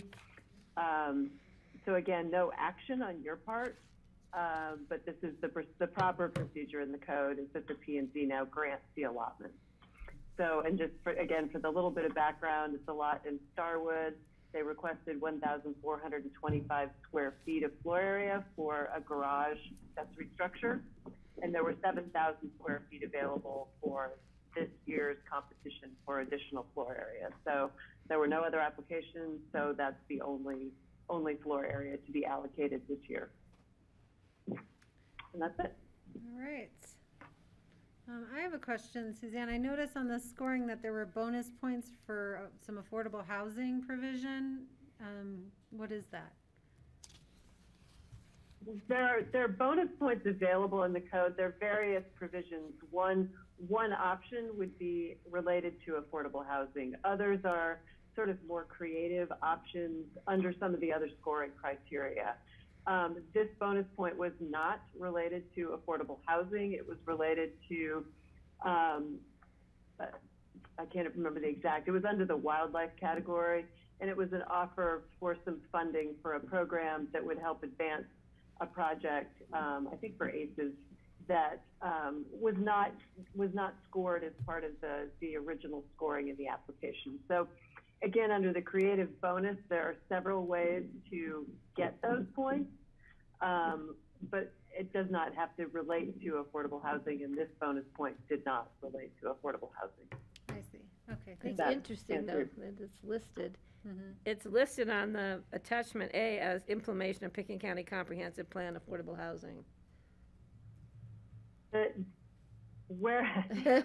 We've had, Jeffrey Woodruff has raised the question for us, and again, the bonus category is more broad. It doesn't have to be in one of those specific things, and in this case, again, it didn't relate to affordable housing, so we did remove it and just call it the bonus point category, and the code specifies exactly how people can get those points. So the idea there was that it wasn't meant to be under the line of affordable housing, and the actual resolution that's been signed by the Planning Commission chair has now been revised to reflect that.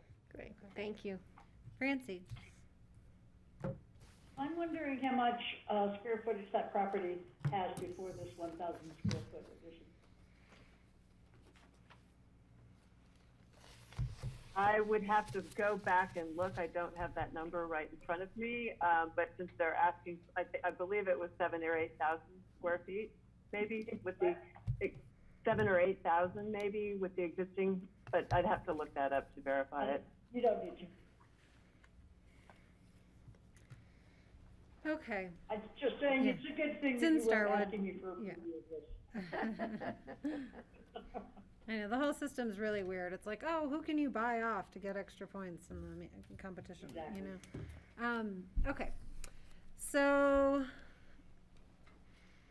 I think that's it. Thank you, Suzanne. There's no action for us, and we will not see these in the future, right? You will see it, but just forwarding the P&Z resolution granting the allotment. Got it. You'll see it once. Okay. Yep. Hopefully we won't, because we'll make some changes. That's what I thought you were alluding to, Kelly. All right. Thank you, Suzanne. Enjoy your vacation. Bye, enjoy. All right, we are down to open discussion. So, County Manager John Peacock, are you with us, and do you have any open discussion items for us? You are muted, and we don't see your video. He might be in crisis management. Should we call him? I thought he came off. Oh, he's there. mute. Oh, He's probably on the phone. You gonna text him, Kelly? Yeah. I do not have any open discussion. Cindy? Michaela can fill in. Do you have any open discussion? Open discussion items? Hang on one sec, Steve. I'm just trying to text John. Steve has something.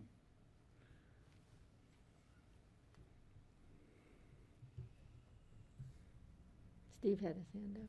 This whole day has been like, where I'll are just say people? that I'm grateful When that are we there was starting? chocolate in the building. It must be the weather or something. I don't know. Okay. All right, Steve. Someone could run upstairs and grab So him. at CCI, there was the discussion on the opioid settlement agreement.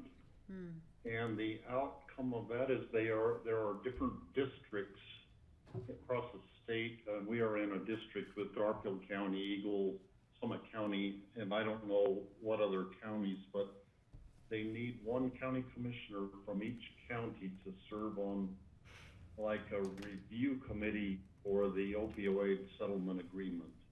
And I don't know what the duties are exactly. I think it would be appropriate for one of the three of us who attend CCI to be the ones to be on this committee, because it is kind of organized through CCI.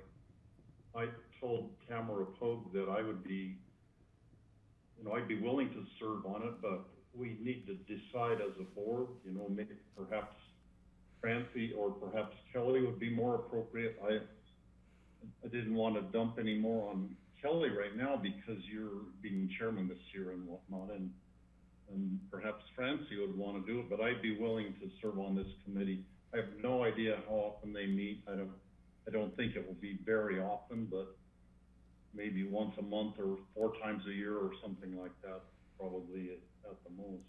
I think that I would not, because I just did I'm on the Wolf thing now, which is already projected to last like 2 years or something.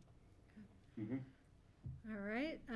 How Any long- other thoughts, Yeah, Patty? how long is this opioid committee? Is it like in perpetuity? Is it, did they just figure out what to do with the settlement dollars and how they should be apportioned? Or you have any ideas, Steve? I think you got that right, that it's, spending the amount of money that was given to the state by the drug companies that were, pushing the opioids and creating the huge number of people dying from it. So this money will be being dispersed across the state, and I think our region will get so much money, and it's probably just a review of the dispersal of that money to whatever counties have impacts from it. I don't know if Pickens County has any impacts from it. We might have some. That would be something we'd have to look into, but. Yeah, Steve, I think once the money is all dispersed, that would probably be the end of the committee. Yeah, well, Steve, I think if you want to do it, that's fine, but I would suggest, doesn't Kim Levine have some information, Greg, on, she's been following the. I was thinking Kim or maybe Nan might even have some info on that. So I'll chime in. I had been invited to a discussion with some of our public health staff and Phyllis next week for a presentation from the Colorado Consortium for Prescription Drug Abuse Prevention to discuss it. I'm happy to not be the person to attend that meeting, but that staff is sort of starting to figure out what it means and what Pickens County's involvement is, and that would be kind of a kickoff. So Steve, if you would like to attend that, I'm happy to pass the invitation along to you. And it would be next Friday, the 18th. And our public health staff is in on Our that. public health staff. Yeah, that's perfect, Kelly. Okay. And yes, thank you, Steve. I'm interested, but I have a lot going on. So, thank you. Any other open discussion? Francie? Well, when I was driving between the conference to my daughter's house today to come to this meeting, I got a phone call from a woman named Pat O'Brien, I think her name was. And she comes up to Redstone and camps in the campground every year. And other years, she's gone down from the campground to the river. And people have spoken to her before, particularly a woman named Patricia, I think. But today, they were down there and they had a couple of little camp chairs and were just sitting by the river. And as she put it, they were accosted by a man named Phil. And he was very, apparently, this is all secondhand, verbally abusive to them to the point where they finally just were like, okay, we're leaving, and saying that they can't be there. And she thought that the riverfront was, open for visiting, walking along. And she's wondering, what is the situation with the gates at Duray Way, and are people allowed past the gate? And, she was pretty upset that she had been treated that way when she thought she was doing what they've been doing for years. It sounded like they've been coming up here for like 15 years. And she talked to some people in town. Nobody knows what Phil's last name is, but I guess people in town corroborated that he is an unpleasant person. And so she called me and wants to know what the situation is, and I told her I would get back to her after this meeting. I will turn to Rye maybe to weigh in on this. Yeah. So I was actually just responding to an email from Pickens County Sheriff's deputies, which sounds like it involves this particular incident. So the ongoing status of Duray Way from the gate at the North Redstone Bridge to the start of the subdivision is that there's an ongoing dispute about public access between Pickens County and the Homeowners Association. The Homeowners Association claims that that's private property, that the road itself is private property. And the county's position right now is that there's historically been public access along the road to access the river and to access Aloha Meadows.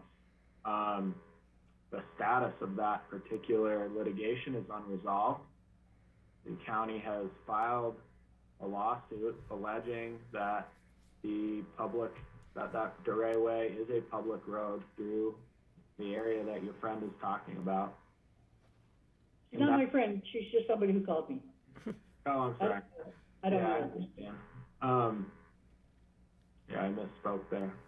But anyway, matter is pending in the Pickens County District Court, and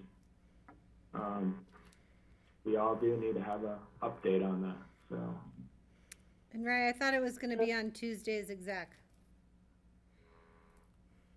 We can certainly place it on Tuesday's exec. That's what I thought, but yeah. I haven't specifically talked with Keely about the exec agenda, but I know it was originally slated to be discussed on the 1st and got bumped, and 15th is coming up, so.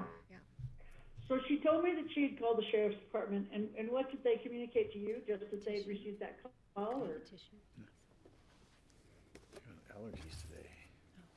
So one of the deputy that contacted me was also one of the open space and trails rangers was also involved, but the deputy contacted me. It looks like he sent me an email because one of the homeowners in the Rock Creek Homeowners Association contacted the Pickens County Sheriff's Office to report that there was an incident involving people trespassing on DeRay Way. By the time that the deputy arrived, the individuals were no longer on the property. And actually, this incident was from yesterday that I got an email about. So I don't know if it's the same incident that the member of the public that contacted you, Francie, was.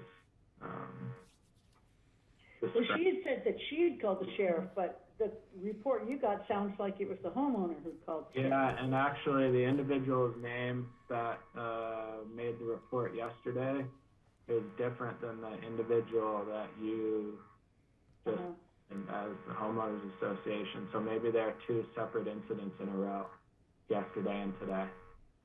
So basically, I should tell her that it's under litigation, and if she doesn't want to get abused by property owners, she should probably go somewhere else along the river. Yeah, I mean, we you know, open space and trails, historically that DeRay Way has been utilized to access Aloha Meadows and heavily used not only by people that stay in the Redstone campground, but also people that come down Redstone Boulevard. Open space and trails has been discouraging people from utilizing the claimed public road of recent because of these incidents, some of which there was one in 2019 that I think resulted in a physical altercation on the road. So, you know, we obviously want to encourage people to access public lands, but in this particular instance, we have been discouraging people from utilizing the road just because of the potential for conflict right now. But right, is it helpful for her to articulate her historic use of the road to Establish you? that. Yeah, definitely. It would be very helpful. So, Francie, you're more than welcome to refer her to me. Good. Okay. Got my email and my cell phone if you'd like. I'd be more than happy to chat with that person and explain what's going on and get a feeling of what their historic use has been of the property. Okay. I'll let her know. Thanks. That'd be great. Thank you. Okay, Greg. Hey, Rye, yeah, the question I had was, if it sounds like we've got people that are becoming aggressive in there, can we ask the sheriff to contact them and have a chat with them regarding, because, you know, we're backing off because this is in dispute, but they're not, and that doesn't sit well. And I think this guy should have a warning, because, you know, it could, hopefully it won't get worse, but it doesn't sound like this individual or the people there are certainly waiting for the resolution of a lawsuit. They're just moving forward as if it's theirs. Sure. So the way that the sheriff has been handling things up there since the gate was closed is by trying to basically maintain the peace. They haven't issued any citations or anything in connection with either people allegedly trespassing on the right-of-way, nor have they issued any citations to any members of the homeowners association. The incident that was relayed to me from one of the deputies yesterday said that the individual who contacted him was acting very reasonably, but the incident in 2019 was the opposite of that.